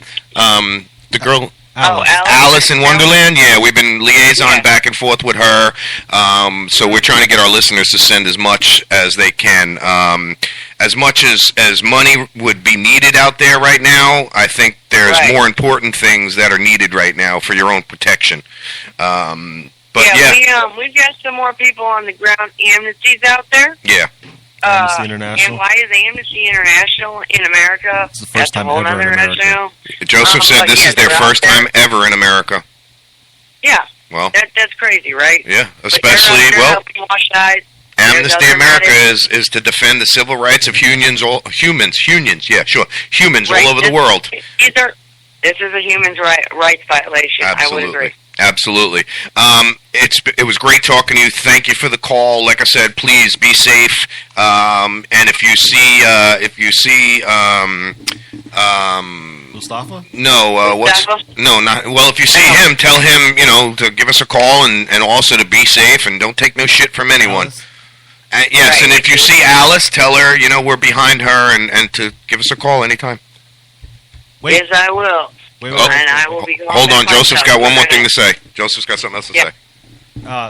Where should we send supplies now if the church has been confiscated? Oh, that's right. Yeah. Do we still send supplies to that same address? 138. Yes, he is getting a permit. I'm telling you. Okay. When that happened, I called every county and person I know that is representing of that area, because actually he's a rep. Mm-hmm. The reverend is. Okay. But that's not his district. Awesome. But I called everybody I could, and finally someone called me back, but he had already been getting the calls, and he just needs a permit, and I'm sure he has obtained it by this point already. You know what I think is sad is the cops couldn't let that ride. Oh, I know. But all right, so just keep in contact with us, and keep letting us know what's going on, and we'll keep spreading the word the best we can. I mean, that's basically all we can do. Right, that's all we can do. Keep spreading the word and keep fighting, and it's solidarity. And that's the thing. It's like it's not out of towners starting stuff. When there's a lot of plants out there, and we need solidarity, and that's one thing. But like people who believe in coming to support for solidarity also respect other people's autonomy and don't set their dumpsters on fire and stuff like.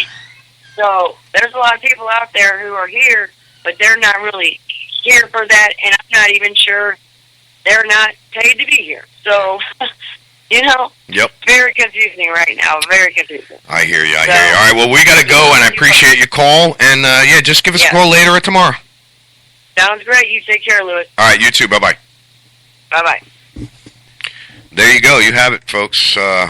Again, a first straight from Talk Shit Radio, straight out of Ferguson, Missouri. Situation ain't gotten any better, and it's just going to get worse. So again, I still is that it's been bad a long time.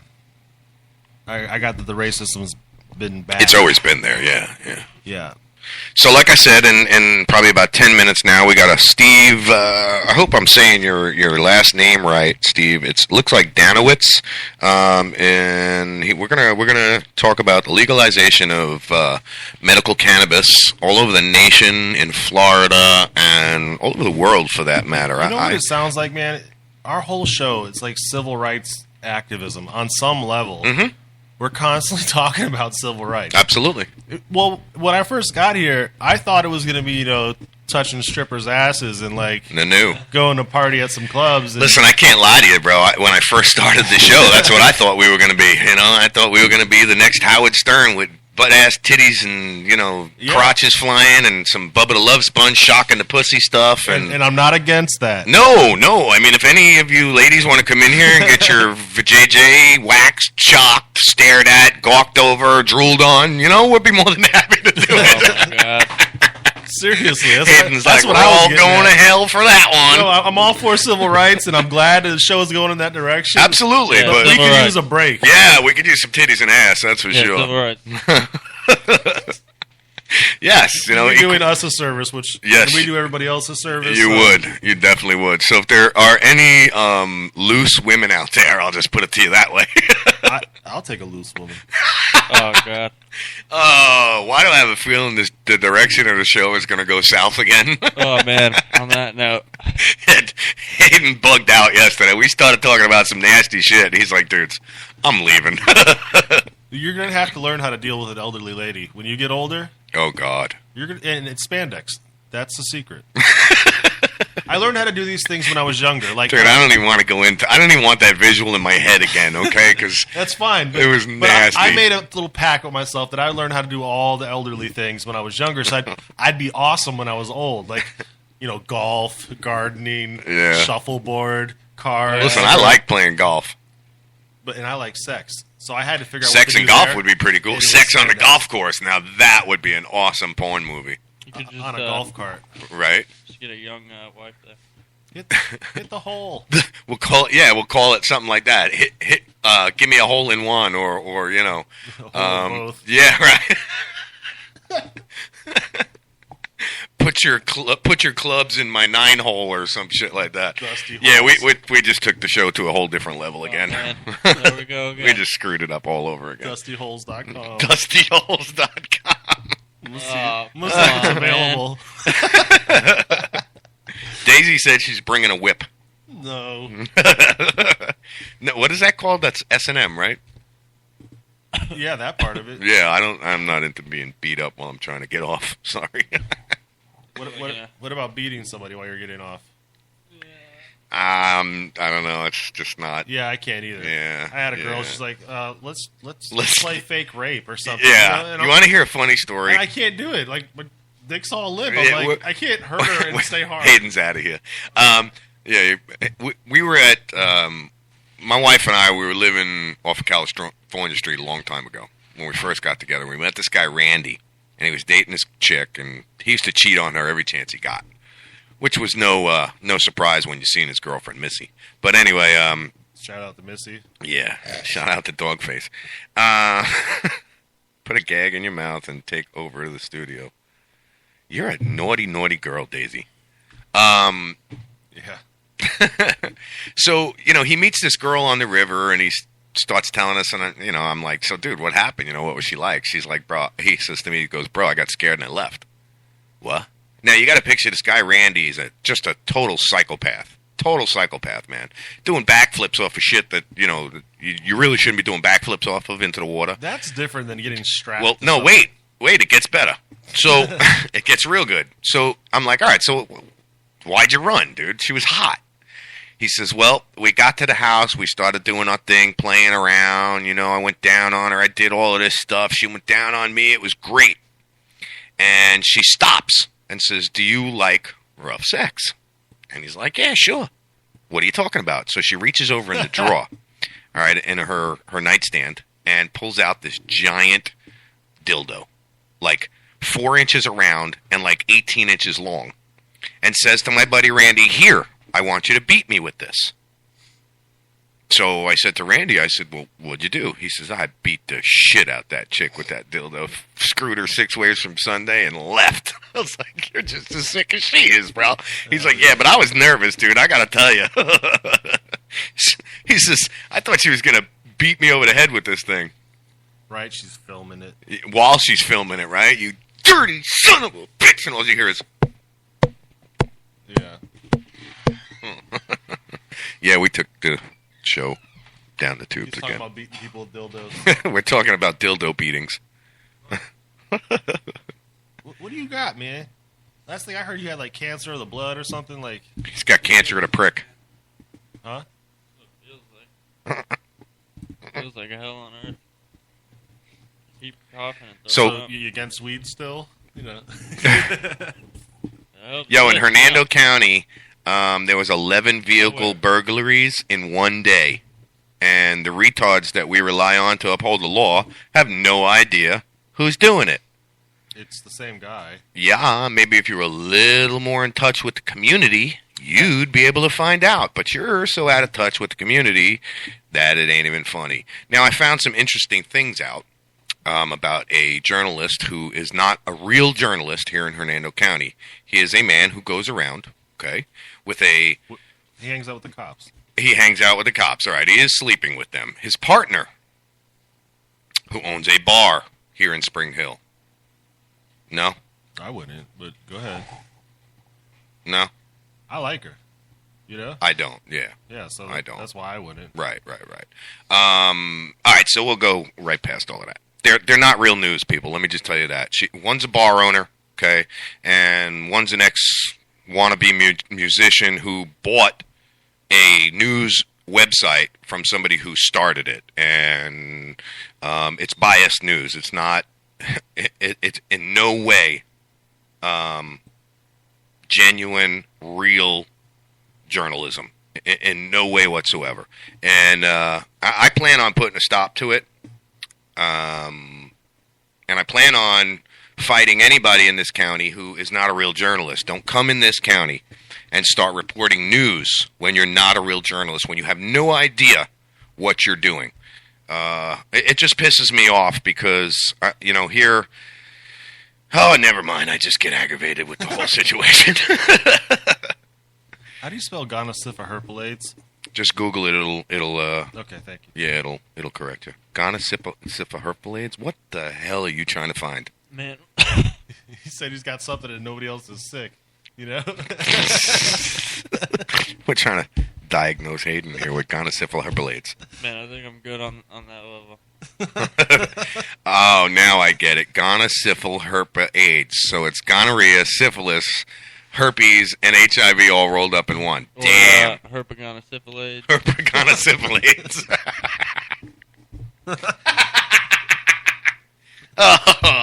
Oh, man. Hey, Doc, I think you need to check something out here. I got some herpetogonosyphilades going on. That just sounds funny, man. Man, that'd be like instant death, I gotta say. Oh, yeah, you can't survive. All right, so Hayden sent me a message about what we were talking about earlier with the bullets that are fired from the gun and sell it when you shoot a gun up in the air. Bullets fired into the air usually fall back at terminal velocity, speeds much lower than those in which they leave the barrel of a firearm. Nevertheless, people can be injured, sometimes fatally, when bullets discharge into the air fall back. Down. Bullets fired other than exactly vertical are more dangerous as the bullet maintains its angular ballistic trajectory. Yes, I agree with that completely. If Yes. you don't shoot them It straight is up, far less likely to engage a tumbling motion, and so travels at a speed much higher than its terminal velocity. so if you shoot it outward, just above the horizon, you're just shooting it up and out, it's going to stay like a football. Yeah. And that's what keeps it going fast. I want you to picture a battleship. But- Battleship that's out in the middle of the Persian Gulf. Uh-huh. All right? And then they take that 22-inch gun and they load that 3,000-pound high-explosive incendiary shell in it, and they lob that son of a bitch. They don't shoot it. They lob it in the air 30, 40, 50 miles past the coastline, and they're already out in the middle of the Gulf. So you have to think about that. It just goes up and comes down. It's just the difference is they know how to figure out the angle, the trajectory, the speed, the velocity, all of that shit. They know exactly where that son of a bitch is going to hit. But they're also not shooting it straight up in the air. No, right. And that weighs... But either way, if you shoot You it said straight that's up a in the air, 22-inch bullet. Well, we're talking about like a 22 is like a fingernail clip. which is actually more dangerous. No. Yes, it rips takes through the weight. skin cleaner. It takes weight. Okay, I would rather get shot by a 44. A 22-inch bullet. I would rather get shot by a Or a grain 44 of sand. than a 22, because a 22 is going to go in and out, okay, and do so much damage. Actually, 22s are the most dangerous. 'cause Yeah. Yeah, If they go in, they just bounce around. yeah. Tear you up. I don't know. I don't know what to say. One sick effer, she says. You have no idea, Daisy. Okay, so everybody that's going to shoot guns up, Don't. celebratory gunfire, shoot them straight up. Just shoot it in the ground. Or that. Yeah. Just watch your feet. Yeah. And your cat. And your dog and your kid. Yeah, I was just going to say your daughter. I did do cat. I just saw that shot himself in the knee. Really? Yep. You got to be a complete moron to do that.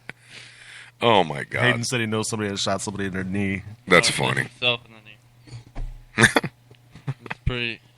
You gotta be on some other kind of level for that. Yeah. Yeah. You know what's funny, Hayden, is whenever I go and I play back the audio and I look at the levels, I can always tell when you're talking because it's the lowest levels. It is especially pretty bad right now. Well, I think it's your mic, too. I think that mic's a piece of garbage. I think might pull that off. Well, just switch it with that real quick, see if it changed anything. I have to rewire it Yeah, because that's a direct wire and that's not. We'll do that another time. I Yeah. don't want to contaminate two mics. now. Yeah, right. Good point. And that one doesn't have a condom. No, that one Every doesn't. time I cough over here, Joseph looks like he's gonna kick my ass. I'm a germaphobe. Are you really? Yeah. Oh, man. I gotta wash my hands. I keep things clean. Like, Do you want me to get you a thing of what is it, hand sanitizer there on your desk? no, I'm fine. All right, so Oh. Silent Mish is coming back I'll into the literally studio. like, come in here and clean stuff off. Yeah. Yeah. You got to see with him with the cat hair. Stay It's with funny me, as hell. sorry. Well, that's just I'm allergic, and the hairs stick to you, and it's just unstudio like. It's on the studio, like. Right. Now, Daisy, I appreciate it, but no, I got Nate that'll come in tomorrow, and we'll get all of that fixed. Daisy said we could do a sound check, but. All right, we're waiting on our caller from Steve, who we're going to talk about. We're going to talk about weed.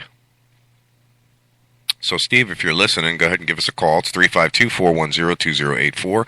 You can catch the show at facebook.com/TalkShitTV show, or you can go to Spreaker and search for Talk Shit Radio. We're the only ones. You can't miss us. We got the funny-looking donkey.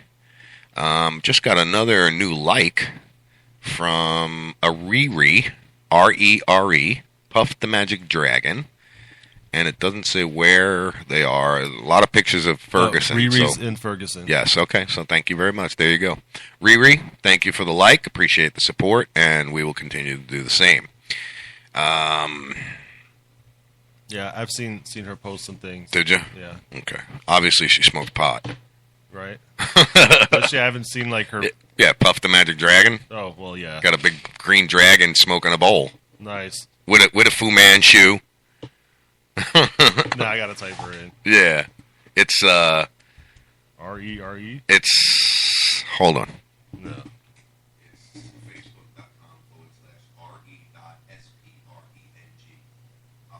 I'll send you the link. Hold on. Thank you. He's like, that's so much easier, asshole. He's trying to spell out some garbage.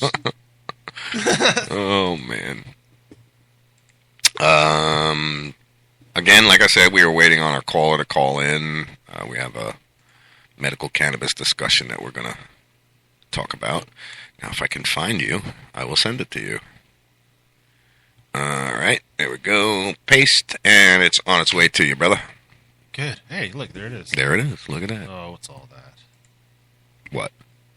Nothing. For some reason, whenever I get a post, it comes up and then it shoots me to the middle of our last conversations. And Oh, you know what I did? I sent it to Daisy. No, I got it. Oh, then she sent it to me. Damn, you're quick, girl. Yes.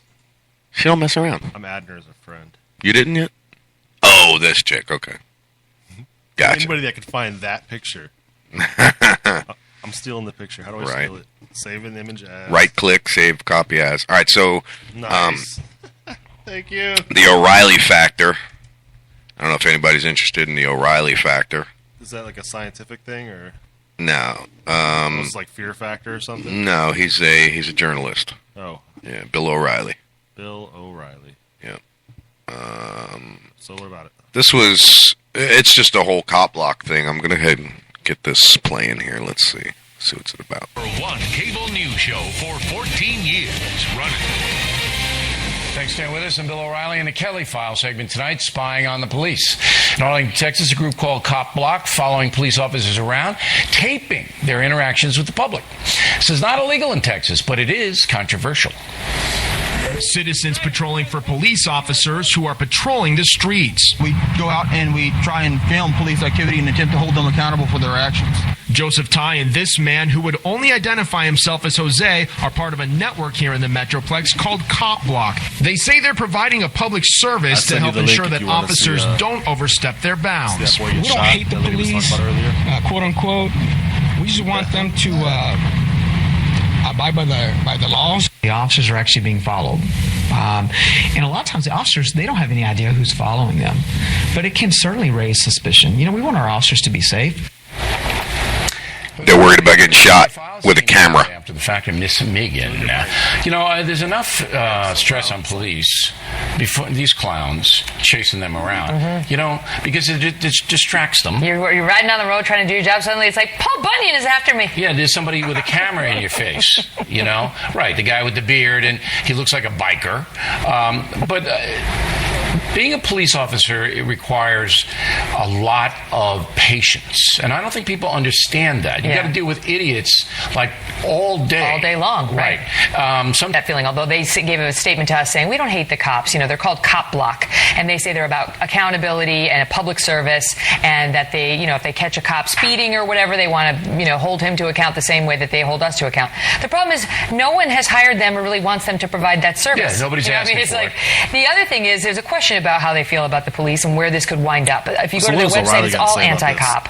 And they have one video posted called When You Should Shoot a Police Officer. So it doesn't sound like they really love the cops. When you should shoot it. One of the co-founders is named, hold on a second, I have it here. Ademo Freeman. He says he is a 2-time victim of the war on drugs. Yeah. That means he got caught selling. I've never heard it phrased quite that way. I have to ask you real quick. In some municipalities, there are laws against this kind of stuff, right? In all 50 states, this is legal. Is that right? It's the exception, not the rule, for this to be illegal. You're allowed to film the police as long as they're in a public place. But if you interfere with them. That's the key. Interfering with them performing their duties takes it to a different level. So if they can show you really harass. All right, but the problem that I see with that is whenever you are filming the police, okay, they'll come and stop what they're doing and come over to whoever's got the camera and then harass them to the point where they can now say, oh, you're interfering with a police investigation, you're under arrest, smash the camera, all of that. But nobody holds them accountable for that. Yeah, they should have never even walked over to you. No. They should have went about their day. Exactly. You got business to tend to over there, go tend to it. Now, I don't think you should be able to walk up in their face while they're arresting somebody and be like, hey, what are you doing? What's your name? What's your badge number? People have the right to know. But he's doing something. I don't think you should interfere with what he's doing. I think when he's done... And that's where, as a journalist, we have a code of ethics. And a lot of, unfortunately, journalists don't follow that code of ethics. You're absolutely right with that, Joseph.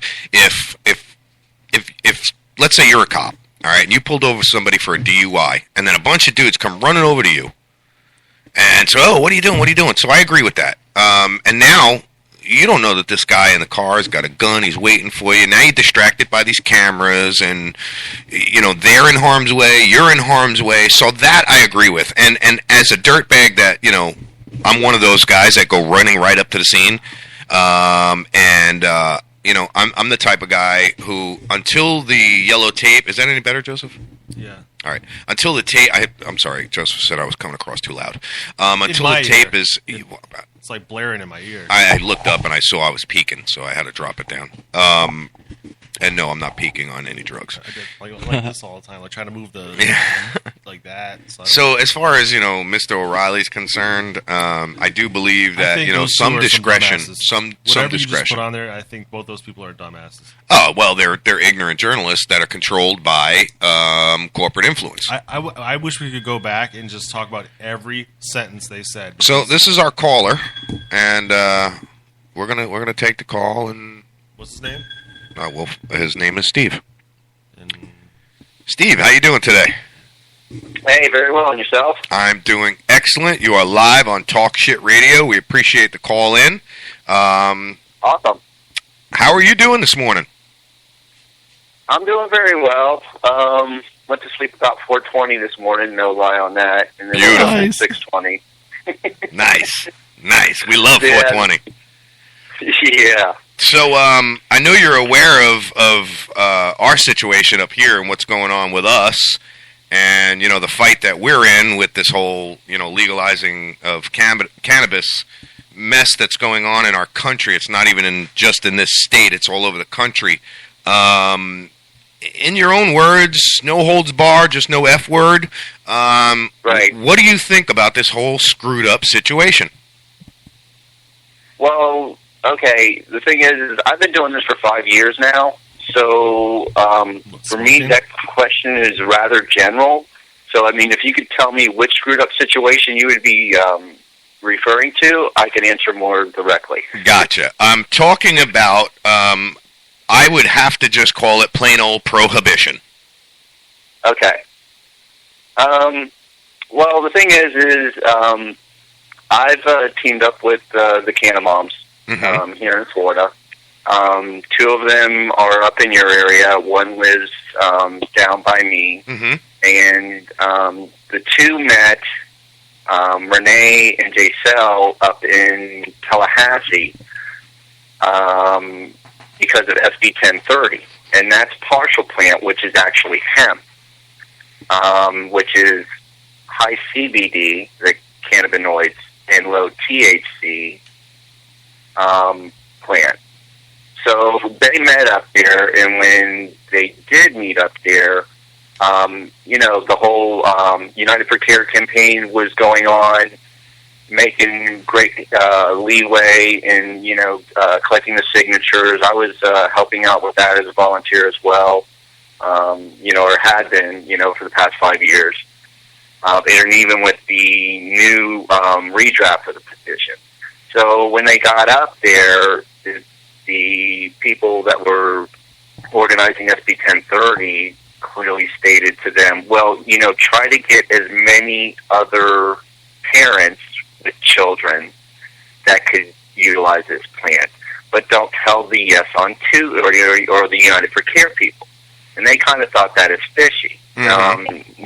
Neither one of them were very educated on, between hemp and whole plant, nor, the difference in the variance in the 2. They thought that it was kind of fishy. I've been on Facebook for 5 years only because of advocate work. I mean, everybody told me to get on it when I first started. I hesitated, but it's really good as far as advocacy work. So we went. I got thrown into or added into a parents group. That's how I met Giselle. Before that, Renee had friended me just because of my posts throughout the, groups in Facebook. And then Mariah and I knew each other from a internet radio show called High Noon. And I worked behind the scenes, the phone and everything. Gotcha. So, we all formed together. And then what we're all about is just pretty much educating everybody on everything. In pragmatic sense, dealing with facts. And not to interrupt you, basically that's what's going to win this fight is education. Correct. And more people coming out and doing so. Even virtual activism helps, but really it's all about getting out into the public and educating voters. And then another thing as well, Yes on 2 is, great, but what most people don't realize is that from as far as we know, our research, medical cannabis has been legal in the state of Florida, medical necessity, since 1991. What is it? Isn't there like 6 patients here in the state of Florida or nationally that are now receiving cannabis from the government? Well, yeah, actually what you're talking about is the investigational new drug program, yep. With the FDA and then also overseen by the DEA. There was originally 13 patients. When that started was by Robert Randall.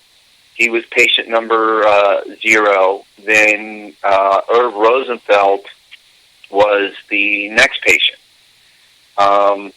And Irv just, found Robert, and then Robert said, here, this is the way you do it. And then that's how, Irv became a federal patient. But yes, our tax dollars do actually cultivate, process, and deliver to 4 remaining patients of the program that are still with us today. And the government holds that patent, and the patent number is US 6630507B1.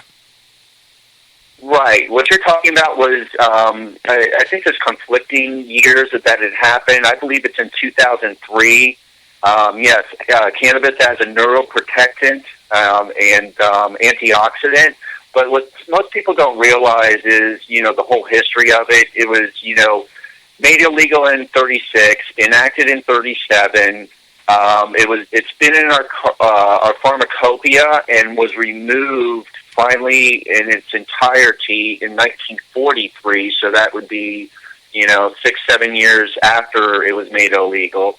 The history of hemp and cannabis goes back 10,000 years. Correct. But here's the kicker. The U.S. government has held patents on cannabis, a natural plant, which is against both national and international laws, since dating back to 1940. And I talked to actual news reporters throughout the state, and they're like, what? Really? They didn't know it? Like, yeah. Wow. It's all about due diligence. And that's and then, exactly. Most people don't know. Yep. I didn't know a lot about the whole plant as it, I knew a lot about it. I've done a lot of research, but as far as being enlightened and educated, I had no idea of, the level that this plant could be used as. Now that, we've got our own little situation going on here, I have educated myself, just like we talked about. You have to do your due diligence and educate yourself and, form your own opinion. And, in reality, that's what it's all about. Look at it this way. If anybody's ever had their mom or their grandmother who is dying of cancer, and did that chemo and radiation treatment as my mother did, I truly believe my mother would either lived longer or still be alive. So you really got to look at situations like that when it comes to. I'm not sure what I'm trying to say, but just it boils down to educating yourself on what's going on, and learning about what people are talking about, and just in reality getting involved. I mean, and I'm not saying everybody go out in the street and start smoking pot, because that's not what it's all about. That's not what it's about at all. It's about medical necessity. All right, and my wife she's 38 years old, and I mean 18, 19 pills a day, and it's just amazing what these pills. I listened to that show. When you were speaking of this. Yeah. And the thing is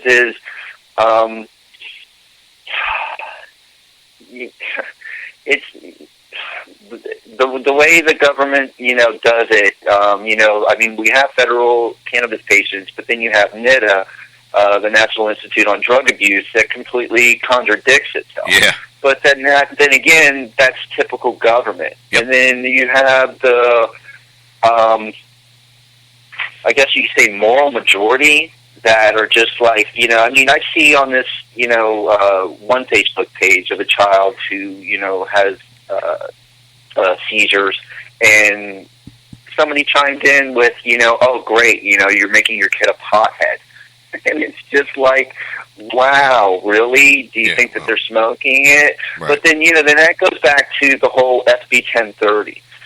What people don't realize is the fact that, it does, and they are, demonizing whole plant. The thing is whole plant is what makes it just that, whole. Now, with this partial plant, hemp, what they're finding out in other states is that it's not enough. And these parents must supplement the partial plant oil with THCA, which is whole plant. Now, the thing is with the CNN interview and everything, they don't mention that. Why not? And there you go. That's a perfect example of censorship in the media, and that's where true journalism has gotten polluted by government influence.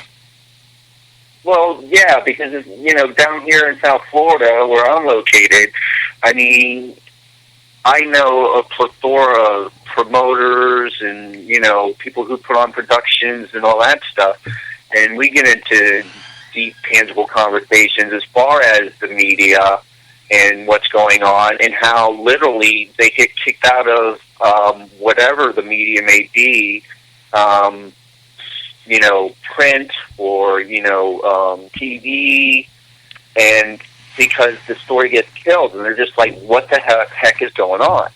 And, then I get the question of, well, what do they do? And I'm just like, independent journalism. Start a blog. Yep. It's not difficult. And then start getting the word out. I mean, I used to manage what is now United for Care, which is powered by People United for Medical Marijuana's webpage. And one blog post that I did, and it was a long 3 days for me. It took me like 3 hours to write it up, make sure it was, going to post correctly and everything. And I was going to post it right then and there, and it was 3:30 in the morning. I'm like, you know what? I need to get some sleep. I'm just going to go. And again, I posted it at 4:20 in the morning. Went to sleep. I woke up at 6:30 in the morning, put on my computer, and within a 2-hour period, organically, just from the website, it got 195 likes to Facebook. So it's not difficult if you know keywords and, search terms and optimization. And I was just going to say, it all falls down. Yeah, it all falls back to search and optimization. And I say this, not to get off a topic, because, I mean, this is all intercombined with, what it is that we do.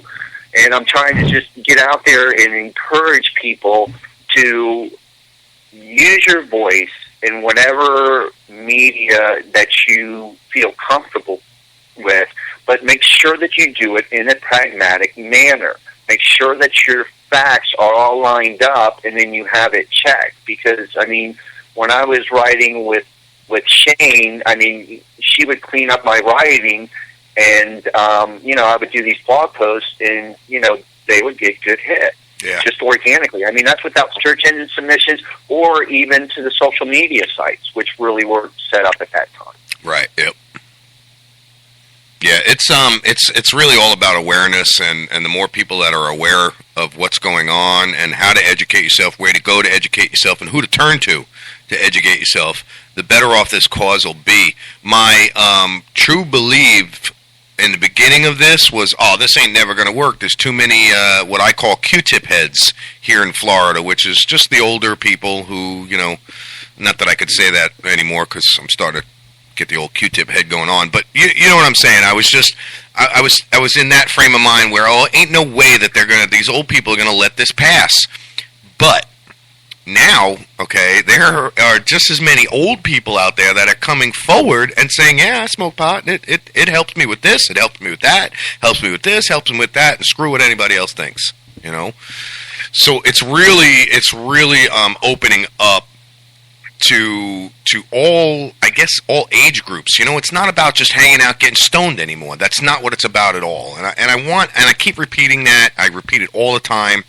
That's not what it's about, because don't get me wrong, all right? I like to smoke pot. I like it. I like how I feel, but the reason is because I have anxiety issues.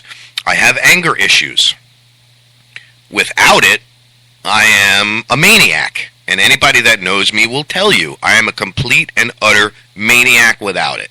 So, that's my biggest advocacy about it is, what it does to someone like me. I don't know, man. It's really a hard subject for me because I'm stuck right in the middle of this whole situation. I'm watching my wife die in front of my arms every day at the hands of these pharmaceutical companies. Yeah. And it's pathetic. Right. And then with the whole, medical defense thing set up, there's some people that say, well, they're misinforming people. And it's like, well, why can't medical defense, rather than be reactive, waiting for a patient to get arrested, incarcerated, have to bail out, maybe afford a lawyer if they're even remotely possible to, or get a public pretender to defend them, that have to educate the public defender on the medical defense. Because up in Maryland, I know somebody who had their own lawyer. Their lawyer was jerking them around and literally won their case with the public defender because he educated the public defender. And the public defender at first was laughing at themselves. Yep. But why should somebody have to go through all that distress, to put it mildly, in a reactive form when it can be proactive with what Health Law Services is doing? Financial gain by the government. Right now, that's all it is. And but it's not only that, but it's the lawyers, too, that are defending. Because they know that the money is made on the back end. I mean, I talk to a lot of business lawyers, and they tell me how to set things up in the corporation. But then they also disclose that, well, actually, where I make my money is from people who don't get my advice. Gotcha. Who don't, and then I go and I defend them, because they know the law. It's no different than the 80s. It's like these DUI lawyers I used to sit down and talk with, and I used to, go in when I had time. I'd sit down and go into the courtrooms, and they would call, as far as the hearings or preliminaries, it would be cattle call. Yeah. And the thing is every time the Florida legislatures would go and pass stricter and tougher DUI laws so they could get those convictions, the same people that wrote those laws are the same ones that educated the defense lawyers on how to beat them. Mm-hmm. How ironic, and people don't realize that. Yeah. They don't realize that. So the thing is, that's why I say legislators who are lawyers make the laws, and that's why there are loopholes. But then as well as you look at the, police there's a law on the books that says, police have the right to use lethal force. And that's written so broadly to where, look what happened out in, Missouri? Ferguson, yeah. We were just before you called, we were on the phone with somebody, an ex-politician from Ferguson. Right. So the thing is, this kid is unarmed. This cop is sitting in his car and guns this kid down. I mean, where was the threat to this officer? There wasn't. And especially with the witnesses, and then they're trying to do the whole, he's strong-armed and everything else. Well, they cut the video. When the news media or, the independent journalists got it, they showed a business transaction. Yeah, maybe some words ensued and, I don't know, he said something bad to the clerk or whatever, but there was no violence or anything. The guy you see him exiting out of the establishment. But, I mean, it's just the way things get skewed. It goes all back to civil rights. Yeah. Yeah, and then, it's just, one thing after another. People just truly start needing to wake up. I mean, I literally talk about, I was helping a friend out down south, and I started talking to his wife about, these can moms and, what it is that they go through and everything. She kind of I could tell she was getting uncomfortable, and she has healthy kids. And then the conversation just kind of went a different way. And I mean, I don't engage in conversation to make anybody uncomfortable. Sure. But there's just too many people out there that turn around and literally stick their head into the dirt and say, well, you know what? It doesn't affect me, so it doesn't concern me. Yeah, and that's part of the problem is people not getting involved, whether it concerns you or not, or whether you think it concerns you or not. It does. It does, because my civil liberties have been violated. My amendment rights have been violated. And if you don't think for 1 second that affects you, you're wrong. Because what they did to me, what they do to everybody else in this situation, they can do to you. It may not be over medical cannabis or whatever the case may be. It could be because they don't like you. Period. And oh, yeah. Or they started their, the police started their tour with, misplaced, misdirected anger, and they take it out on you. Right. I mean, there was, I don't know, some cop had ended up rear-ending some girl, ended up giving, her a DUI down here.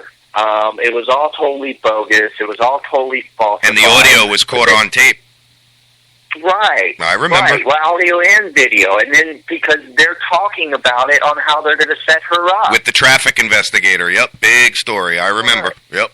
Outraged me. And then, well, here's another one, too. The thing is, coercement. I don't want to say the specific police department because I'm a pragmatist, so I don't want to, somebody, you were incorrect on that, but it was a Broward County police force. Uh-huh. And within the city. Now, the FBI was investigating certain officers as far as protecting heroin shipments coming into Port Everglades. Wow. The FBI goes to the commanders there and lets them know, because the thing is people don't realize, say I'm doing something wrong, which I'm not. This is how hypothetical. And the FBI is investigating me. Mm-hmm. What they'll do is they'll send me a letter and say, hey, Steve Janowitz, you're being investigated. Would you like to come in and talk to us? Right. Yeah. So, I mean, it's like, no, thank you. Yeah, sure. I'll come in there and perjure myself. Absolutely. Yeah. So, right, yeah, exactly. It's just an interview. No. It's an interrogation. You watered it down to make it sound like an interview. You never talk to a cop. You keep your mouth shut. You ask them, two questions, very pertinent. Am I being detained? Am I free to go? Exactly. That's it. And as a sovereign citizen, that's one of the first things you're taught. Well, right, and as far as activists, and then even some of these kids in some of these schools down here are learning, First Amendment and everything. But at any rate, to get back to the core subject, that scenario, the FBI went to like the commanders or the hires up there, said something to them, and then it completely killed the investigation because, of course, they told their men, and that was it. Yeah. So, I mean, it goes, it just goes to show you. There you go. There's the perfect example of how things get misconstrued and corrupted. I mean, it's very aggravating. It's so aggravating. You know what I don't understand the most? What really bothers me the most is our president, has the power to sign any executive order. Is he that blind to see what's going on? Is he that much of a puppet to just let this continue? Well, we know that's yes. Yeah, thank you. But that's the whole thing. It's the hypocrisy within our republic. And that's another problem. People think that we're in a democracy. No, we're not a democracy. In democracy, the people vote on everything. Yep. In a republic, we elect our officials to represent us, which we know they don't. It's a dictatorship. And then they vote on everything, or they write the legislation. Yep. But the thing is another thing, too, is what people don't realize is that, and it's clearly stated, I can't remember, I'm not going to mention which party, but, specifically who it was that stated this, but clearly said that 80% of the legislation that gets passed here in the state of Florida, and I'm most certain everywhere else, is not read by the legislatures. I don't really know much about it, so I'm just listening. Right? No, but I mean, it's true. I mean, I can research it, I can get it up. The thing is, after 5 years of activism, Mm-hmm. I've gone through so many computers and so many, crashed hard drives that I haven't, been able to afford to pull the information off or anything like that. It's just either get a new hard drive or, get a new CPU. I mean, I've gone, 2 months at a time, without a computer. And then recently, it was just, utilizing a tablet, or a friend of mine gave me a lower-end, slower computer, so I was able to get some things done. I mean, right now I'm running off of a laptop that was given to me because, I just called somebody up out of the blue and was speaking with them. I was like, oh, man, you know what? You got those computers there. Do you got anything that I could borrow? He's like, borrow? He says, I'll give it to you because I know where it's going and I know, who you are and when it's going to be utilized for. Yep. So, I mean, those are the connections that I have. And even just my previous laptop that crashed on me, I mean, I've got people that are offering me to, I think it's just the power supply. So, I mean, there are people that are there in the backgrounds, but that, I understand that the reason why they want to stay in the background, that's fine. Sure, but, yeah. They still do, turn around and facilitate in some way, shape, or form what it is that we're doing in the background. So that helps out too. I mean, we're looking as far as with the Catamoms, I'm dealing with So basically, not to interrupt you, Steve, but what you're saying is basically there's more supporters out there that we don't even know about. Yes, because even the graphics artist for the Catamoms, this one guy, he is a patient as well. Really good guy, really, so magnanimous and kind-hearted. And then, his woman, his son, I met, a month ago. We've known each other for well over 2 years. He's working on, doing graphics for us. And then I couldn't get a hold of him because I didn't know, he had broken his phone. And then I tried to get a hold of, his woman, and that didn't happen because she left her phone at her parents. So I went to another graphics artist to give them the work, just to keep it moving forward. And the guy totally understood. But most people, some graphics artists would be like, what? Somebody else put their hands on my work? But I explained it to Mike, and he's like, no problem. What do I need to start doing now? Yeah. It's all about being open-minded and being objective rather than subjective. And it's all about education. Yeah, that hearing is the transfer from the phone into the system. Sorry about that, Steve. That's all right. It's all about education. Educate yourself. Even if you don't need cannabis medically, even if you don't, know anybody who needs cannabis medically, or know of, I should say, I guarantee you do know somebody who does. Sure. You just got to open your eyes. If anybody out there, okay, has any family members, friends, loved ones, I don't care who it is, could be the neighbor's dog who is suffering from cancer or debilitating disease, look up the benefits of what cannabinoids could do for it. Cancer, biggest freaking subject there is about cannabis, It's already proven, and I don't want to give out any wrong information, but is it not proven that cannabis kills cancer cells? Yes, actually, yeah. And we have resources that have been spoken to throughout the world, and Mariah has asked them, look, I'm not recording this conversation. Am I chasing, a dream, or is this actually possible? I need to know my child's life is dependent on this. Absolutely. And they're like, yes, yep. You need to keep chasing this. And the thing is what people don't realize is these doctors aren't taught and trained by universities. They're taught and trained by universities controlled, bought, and sold to the pharmaceutical companies. And that's the last thing we need is the pharmaceutical companies to get involved in cannabis. That's the last thing we need, because then we're just going to have Monsanto weed everywhere. Right. Well, yeah, that's the whole thing. Yeah, that's another thing too. Is the whole GMO of it, yep. And then being able to test the strain and make sure it's a Monsanto strain, and that and if it's not, then you're going to go to jail. And right. I'm just like, well, look, if it's legal, it's legal. It shouldn't matter if somebody wants to go and medicate or whatever it may be with a GMO strain. That's their body, their right. But I know myself and a whole, knowledgeable majority would rather not. Yeah. And rather go with whole plant. Yeah. And then another thing, too, which is a misnomer, and let me just state this, cannabis is not for everybody, nor is it the cure-all or be-all, unfortunately. You're 100% true, right. Yep, I agree.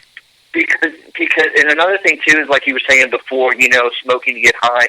What people don't realize is that when somebody is in so much pain, what may get them high because they're not pain, with somebody who has neuromuscular or neuropathy or whatever, ALS, for instance, aggravated nerve in their back or whatever it may be, that high effect is very minimal. Yeah. Because what it does is it blocks the pain receptors to where they can function. Yeah, it's there, but then it doesn't numb it out and make them like zombies as far as what the pharmaceuticals do. Yep. I mean, I engage in conversation with people all the time, and I'm standing up at dog park, and people are lambasting cannabis.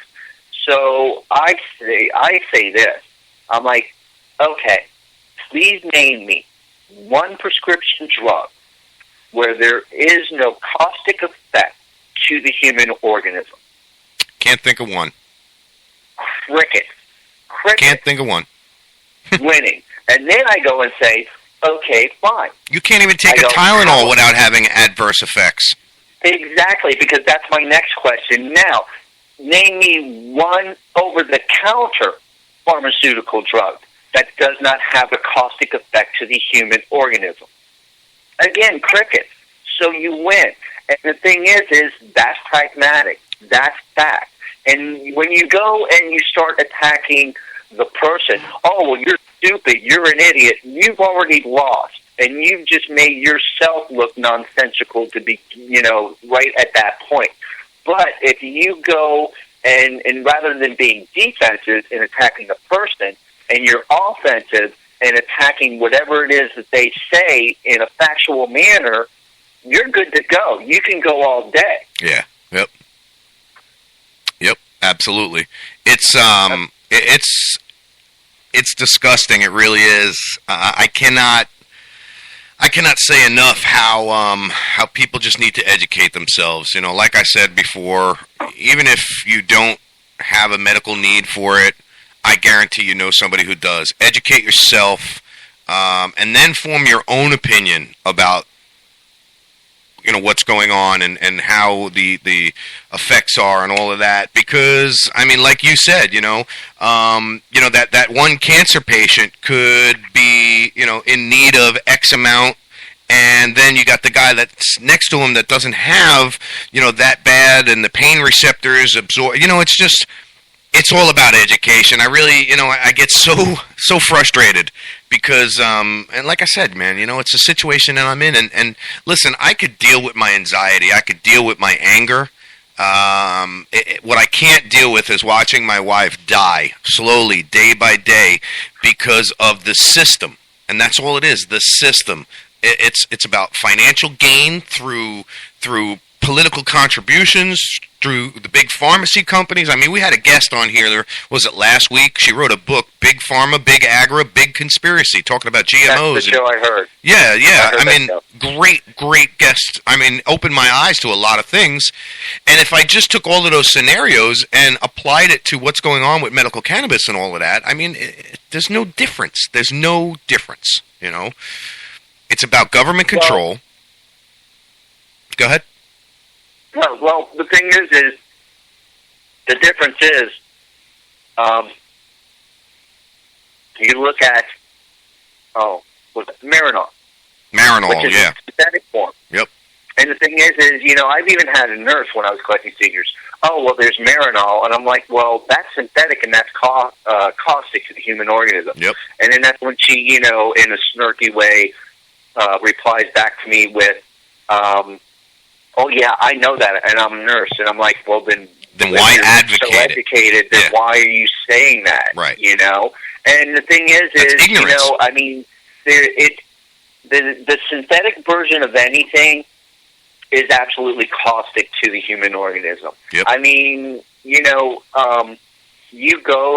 and look it up and then look at the adverse effects. And then the thing is even these commercials that they have on for these pharmaceuticals, when they're telling you the caustic effects, what do you see? A woman doing yoga or riding a horse on the, beach with the waves crashing in and everything. Why? Right. Because that puts a visual image of something nice and pretty so that when, or so that the mind won't even think about the caustic effects that they, have to tell people. So, way back in, I guess, the 50s or 60s, whenever it was, they couldn't, advertisers were putting up subliminal messages, and the government stopped that. But the thing is what's the difference? It's all prohibition. Really it goes back to, right. Yeah, it's all prohibition, and there's a whole other subject right there, alcohol, leading the biggest killer there is. I've never seen one statistic, okay, of somebody smoking a joint or, using a vaporizer or anything like that, getting in their car, driving up the road and killing grandma because they were too polluted to drive. No, I've never even heard of anything nothing. It's so preposterous, right. Right. I'm sorry, when you drive and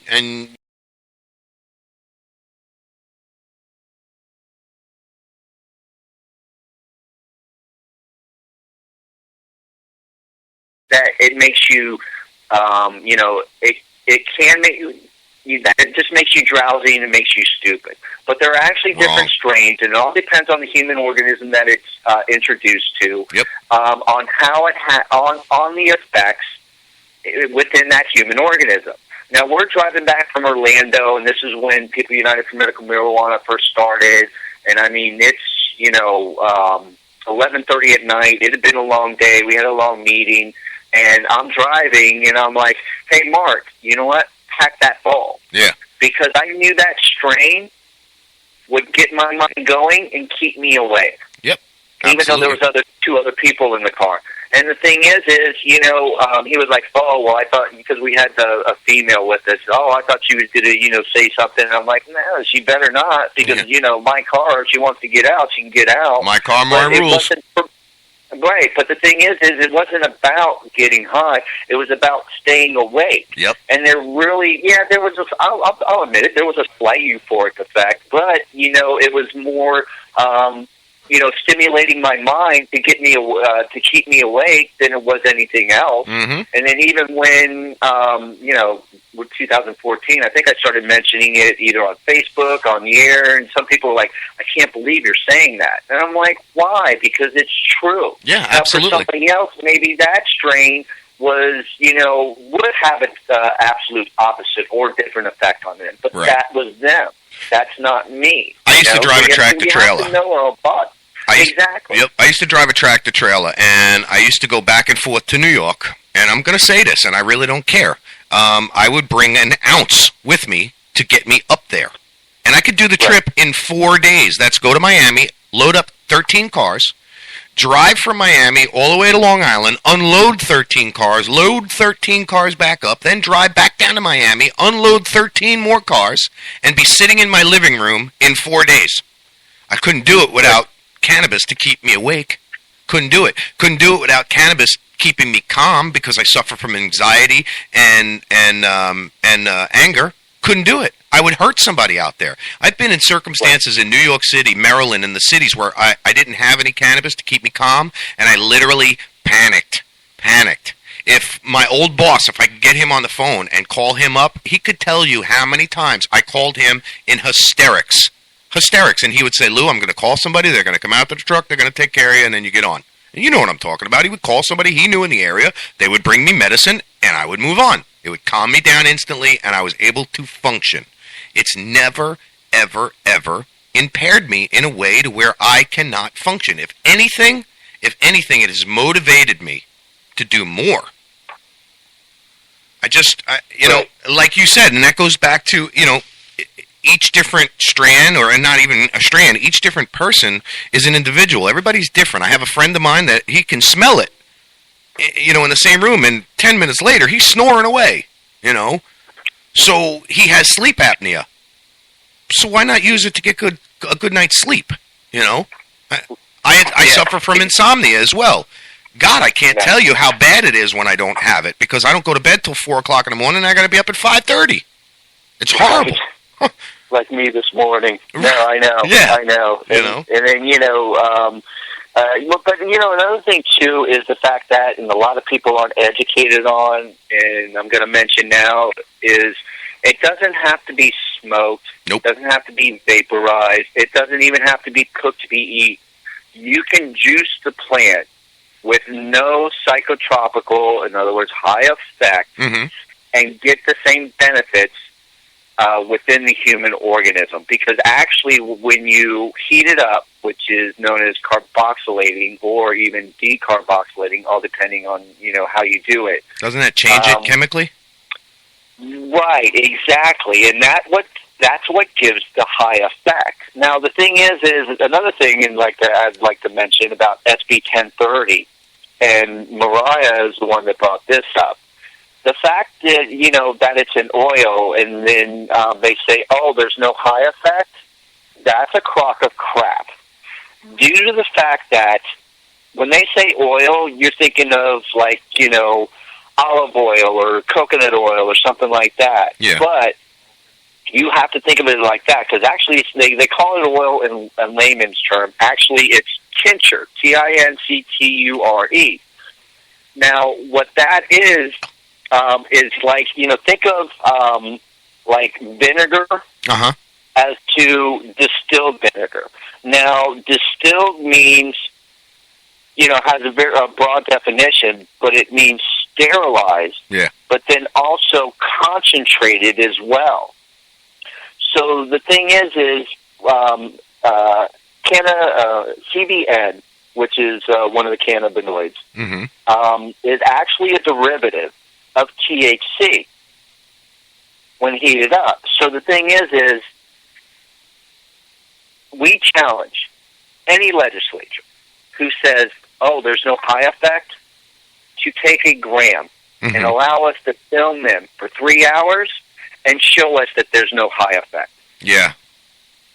Yeah. Because that again, is pragmatic. And guess what? None of them will do it. No, because they don't want to be embarrassed. They don't want to be embarrassed. Right, because they can't show their contradictions. But right. Another thing too is I like to get into the whole political landscape of Florida, which is changing majorly, because we know that Central Florida is heavily Republican and Democrat. I mean, it's mixed in throughout. I'm not political, so I wouldn't know. Right. Okay. So, but the thing is in Florida we have, the last I looked, more registered Democrats than we do Republicans in this state, and yet the thing is the Republicans get out and vote. The Democrats are disillusioned, so they don't. So that's the problem. Now, I'm not promoting either political party, because I, like everybody else, or at least the ones who have woken up, am disgusted with the two-party system. Absolutely. And it's time to start thinking outside the box. Now, here's where I'm getting to. In Central Florida, Orange County, there are more than Republicans and Democrats, NPA, no party affiliations registered in that area. That tells you that our political landscape is truly changing and people are waking up, but it's just not truly gone viral yet. Still out of fear, I would say. Well, yeah, but then it's discussed too, and then the people are by registering, not even independent, but no party affiliation, is pretty much saying it all. It's a shame. I mean, it just goes back to education, man. Really, you still with me? Yes. Oh, I thought I lost you. No. I mean, my phone is plugged in and charging. Yeah. Let me ask you now, what, in your opinion, and I know that's basically all we can do is voice our opinion. In reality, in your opinion, come November, how do you think we stand? Okay. The thing is I'm a pragmatist, and I speak pragmatically. And anybody can replay this show and me speaking. I am human. I do make mistakes, and I do misspeak. But opinion is worth its full weight. It is worth its weight in full by its full definition. And what I mean by that is opinion, and by definition, means insignificant, because it's just that. Well, now, yeah, everybody's got one. They're like assholes. Right. So the thing is I'm not knocking anybody or anything like that. But, I speak pragmatically. It's like when this constitutional amendment was rewritten, there were a lot of people that were furious. Well, all that work. And I'm like, well, me too. But the thing is what our legislatures did was, when we first started, the petitions were good for 4 years. In 2010, they knew we were coming.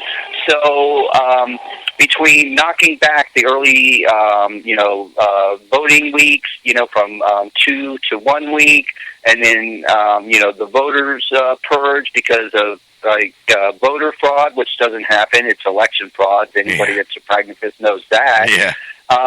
But then what they also voted in is that constitutional amendments, which the Florida people voted in back in the early 90s, that any constitutional amendment had to be done by physical paper. That's why it's taken so long here in the state of Florida. But with law, you can do it electronically. So the thing with that is they rolled the petitions back from being valid for 4 years to 2 years. Now, when John Morgan and Ben Polera came on board, they looked at what was written. They're like, yeah, it's good, but it could be stronger. Now, with starting in 2009, the law coming into effect, I believe in 2010 or 11, at any rate, petitions that were valid were expiring. So why not rewrite a stronger, more people, registered voter input? Something that's more relevant to the times. Well, right, and then also that's going to pass, because the thing is, you know, a lot of people say that, well, it doesn't allow us to grow our own. Well, you're correct. It doesn't say that, because when the people were polled as it was being drafted, they were misled. Well, no. What the people said was, the registered voters said is, I will not vote for it if it clearly states in that constitutional amendment that people can grow their own, because of the stigma. You know, they're worried about it getting out onto the streets. So the thing is that would actually be a good thing. Well, yeah, right. But that's pragmatic, because you're not going to go and draft something up that's going to get defeated and put all this time, money, and energy into. I mean, you know, it just doesn't make sense. So the thing is does it say that people, patients can't grow? No. But it doesn't say that they can grow? No. So that's not a bad thing. No, not at all. But, it leaves that open, is what you're saying. Right. So the thing is will it pass? And according to the recent polls that were taken, yes. But then again, polls are merely a snapshot in time at that point in time. Right. Yep. Now, what they don't do in polls is this. Are you voting absentee ballot? They don't ask, are you going to early vote? Or are you, going on election day? I see. So what you're saying is those numbers are not factored into the polls. So it could change by a landslide either way. Right. But then another thing, too, is this, and I've been trying to organize it since I found out about it. You know, I believe the YouTube video is Voting Lies, Murders, Lies, or Voting Lies, Murders, and Spies, or something like that. It's by Clint Curtis. He's a lawyer that, literally wrote the program for these voter boxes to be skewed. Murder, Spies, and Voter Lies is what the name of it is. Well, I again, I'm not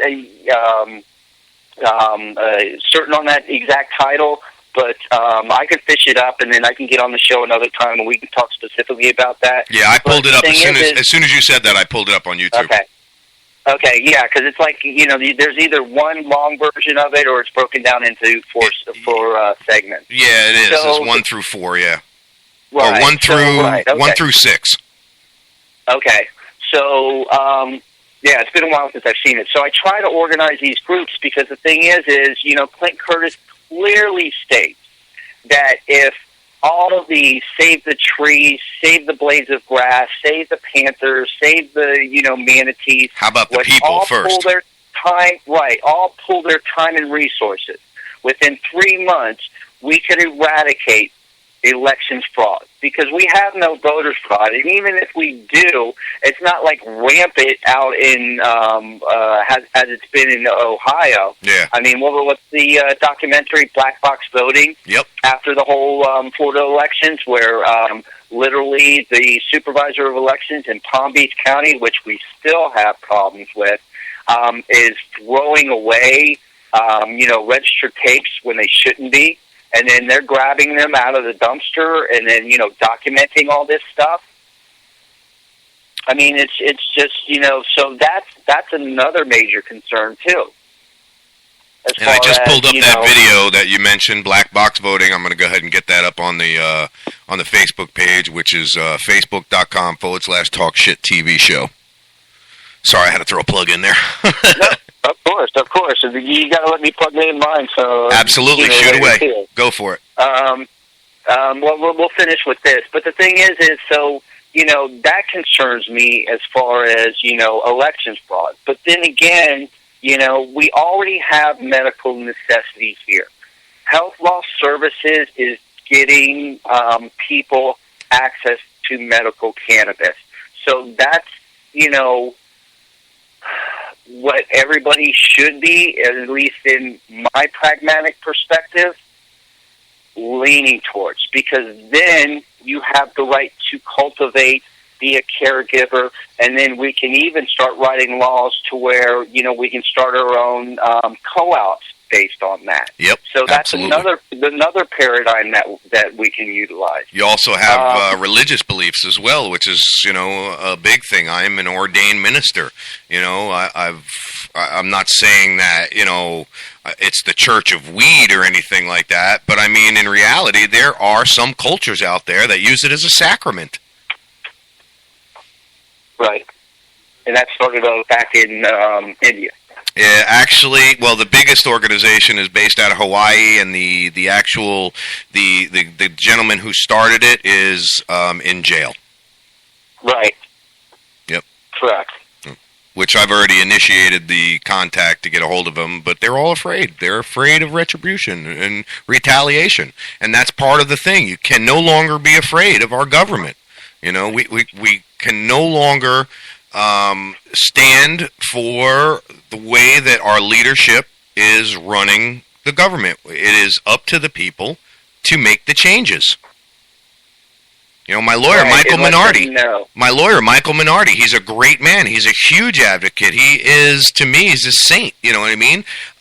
He's taught me more about, medical cannabis than I ever thought I could know, the things that the man stands for, people like you, the things that you stand for, is it's humbling. It is completely humbling. When I talk to people like you, it's just I commend the work that all the people in these organizations are doing. And I want to do more, and that's why Talk Shit Radio is out there, and we will not be influenced by any outside government influence. I will not be influenced by anyone. We report our opinions. We report what facts that we could find, and that's it. When it comes down to it, the fact is, cannabis is needed, period.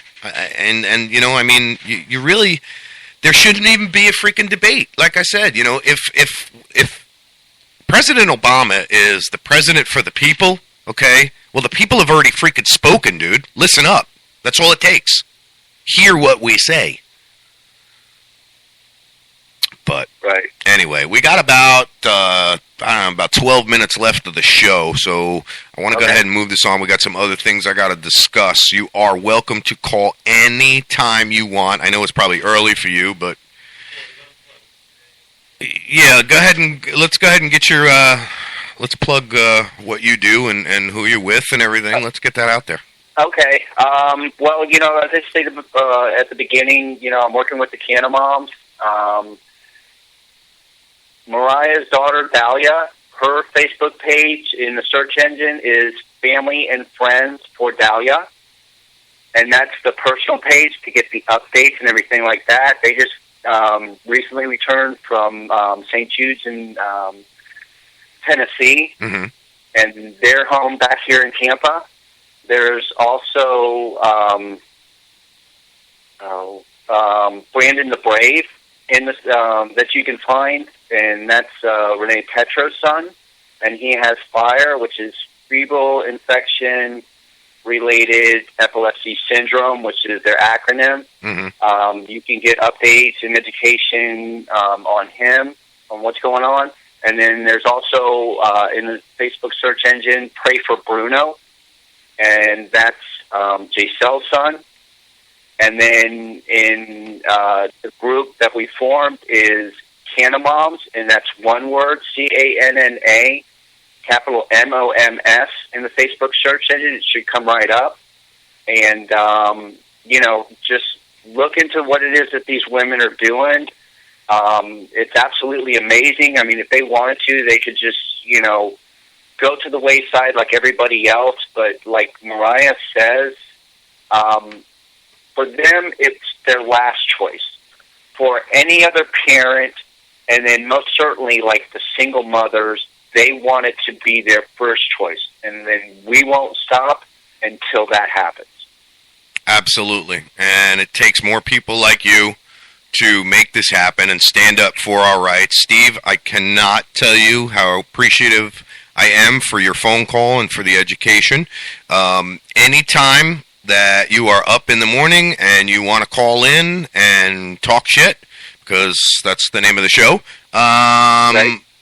you are more than welcome. You have our number. I will hand the airwaves over to you and help in any way I can get the message across. Any other organization, any other people that might want to, use my station as an outlet to get their message across, it is an open invitation. You are more than welcome to either come here to the studio, which is located in Spring Hill, Florida, or you can call in. Whatever you want to do, it doesn't matter. Oh, okay, because I got actually a quadriplegic that I stay up in Lakeland. Next time I'm in the area, we must certainly have to meet. There's a lot of events coming up. Awesome. So I'll certainly be calling in and just, letting people know about those.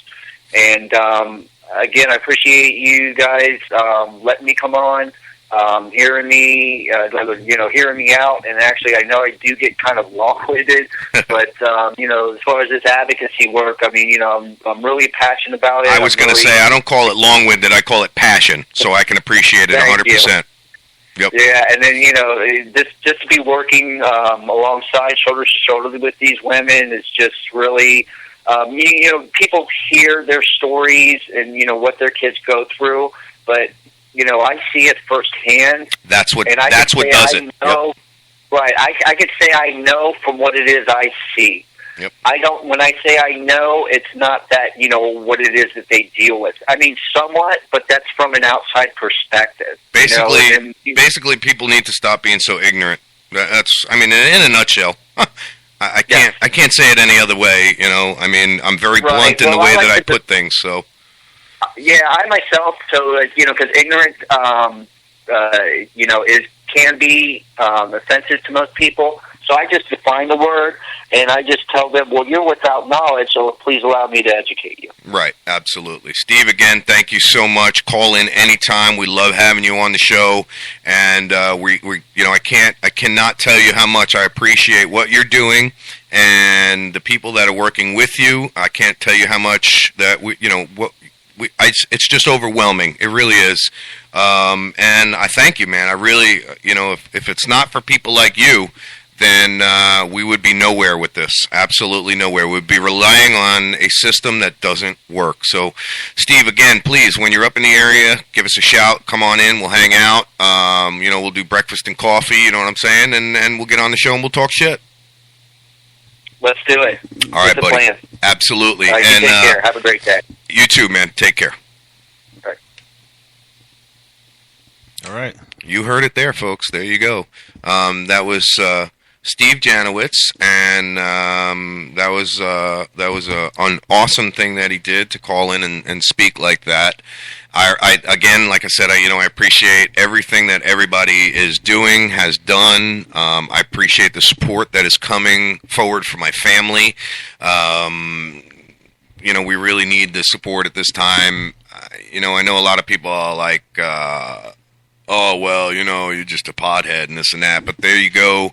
As Steve would put it, you're just not educated. As I would put it, you are just ignorant. I got a quick commercial I got to get on here. And when I say quick, I do mean quick because it's only about 7 seconds. This is Lewis Kennedy, and you're listening to Talk Shit Radio, craziest radio station in Tampa Bay. All right, so that's where we're at, guys. I mean, we got about 5 minutes left. Joseph, you got anything else that you want to throw in? Well, I was doing some research on the gentrification of Ferguson. Uh-huh. And I'll bring that up tomorrow when I know more. Cool. I could tell you that gentrification is when there's a neighborhood. Let's say poor purple people live here, right? And then you go in and start buying up the houses, and they pay you rent. They're already renting the houses, and then you raise the rent. If you do that to a bunch of homes, nobody can stay there anymore, and they have to move somewhere. That would be an example. That's gentrification. Ah, okay. So now I have a better idea. Like I said, folks, I'm not that educated. I have a high school education. Hey, man, but I do like to nonstop. educate myself. Yeah. Yes. Whenever I hear something that I don't know about, I educate myself. It's money displacing the poor further. Yeah. That's what it is. And it's bad. It's bad. It doesn't help no one. It's not the rich getting richer. It's the rich making the middle class homeless. Poorer. It's them making the middle class, what is it, lower class? Yeah, homeless, dude. Homeless, yeah. Because they have to leave their home. Been there. So review. And they were already in the lower income homes. So where do they go from there? Yeah. That's gentrification. It's almost as if the mafia runs our country. You know what I'm saying? I mean, for those of you that are listening, I got the Godfather tune playing in the background. Nice. Yeah, well, you know, we got about 3 minutes 58 seconds left of the broadcast. I want to thank our call-in guests. I can't tell you how much we appreciate it. I'd like to wish everybody over there in Ferguson, you know, best of luck. I hope everything works out, and I hope we can get this straightened out in a peaceful situation. When it comes to medical cannabis, people, please just educate yourself. That's all I ask. Educate yourself. Form your own opinion. Don't take the advice of anybody else, because there again, opinions are like assholes. Everybody has one. It may not be the cleanest thing in the world, so to speak. So if you understand metaphors, you know what I mean. So, New York Times posted what went down in Ferguson with Michael Brown. Yeah. The things that everybody can agree on, or nearly, of the witnesses. Mm-hmm. And what they're saying is that Mr. Wilson was in his patrol car. Mr. Wilson was the cop, and he was in his car. Mr. Brown was leaning in through Mr. Wilson's window, and then a firearm went off inside the car. Then Mr. Brown ran away, and the officer got out and fired at him.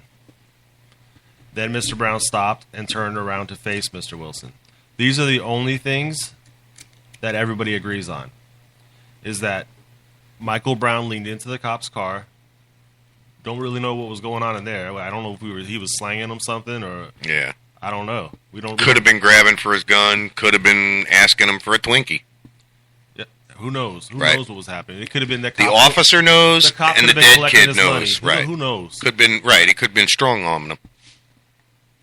Who? Brown or the cop? The Either cop. way, The cop could have been strong arming Brown. Yeah. You know, Give me my money, or I'm gonna have your family arrested. it's not a non-realistic concept, people. It's been going around for years. It's called corruption. Right, but all we know is that he was leaning in the car, a gun went off in the car, and that Michael Brown ran, and he was shot, and he turned around. From there, some people say he had his hands up. It was saying, like, don't shoot. Yeah. And then the cop says that he ran at him. So those are the only conflicting stories there. But And that's very conflicting. But even that leaves a lot to imagination. Yeah. But it's good to have at least that foundation, that one little paragraph that everybody can agree on. You know? Yeah. I'm sorry, I don't mean to chuckle, but I'm watching a video. It's called Canadian Police Chase. And it's a guy trying to run. There's snow on the ground. It's a guy trying to run from the police, and then the passenger jumps out, starts pushing the car. Nice. Then the passenger in the police car jumps out, and he starts pushing the car because neither one of them are getting any traction. I don't mean to go off topic there, but hilarious. It was pretty funny. David Bennett posted it, so I thought it was funny. Canadian Police Chase. I'm going to post this New York Times. Yeah, please do. I'm going to try and... There's a lot of good information on there. Like, it shows the coronary report. We can see where he was shot. Yeah. It shows a lot of detailed information. Like Which is what we need. Like the maps of the streets and the cities where the police are set up, where it's got a lot of good information. Which is what we need. We need more information. We need to know the truth. Damn, it's hot in here, bro. Really? I'm freezing. Are you serious? Well, you got the AC blowing right on you. Yeah, but my legs are frozen and painful and hurt. Like, yeah, I'm sweating over here. It is, according to this, it's only 77 degrees in here. I think it's a coffee. The corns of my feet is cold. Smoke another one. Well, if I had some medicine, I wouldn't be freaking gagging. Need some edibles. Yeah. I don't know if I could do edibles, bro. I have a hard time with my stomach. I like cookies. I mean, come I'm on. just saying, I mean, especially in the morning, I can't eat nothing for a couple hours. I'll puke it all up. Really? Yeah, I got bad stomach problems. You got colitis? I don't know what it is, but I know my stomach's screwed up. I know that if I wake up in the morning and I take my medication... Tia doesn't eat in the morning. I can eat like a horse. Well, that's alcoholism, bro. I don't know any alcohol that can eat in the morning. Really? Yeah. Oh. Well, she has colitis, so I thought... Does she? Yeah. I knew somebody who had colitis. She was also an alcoholic. I guess that goes hand in hand. No, I gotta look that shit up. Hey, we're off the air, by the way, so show's over, folks. Oh. See you tomorrow.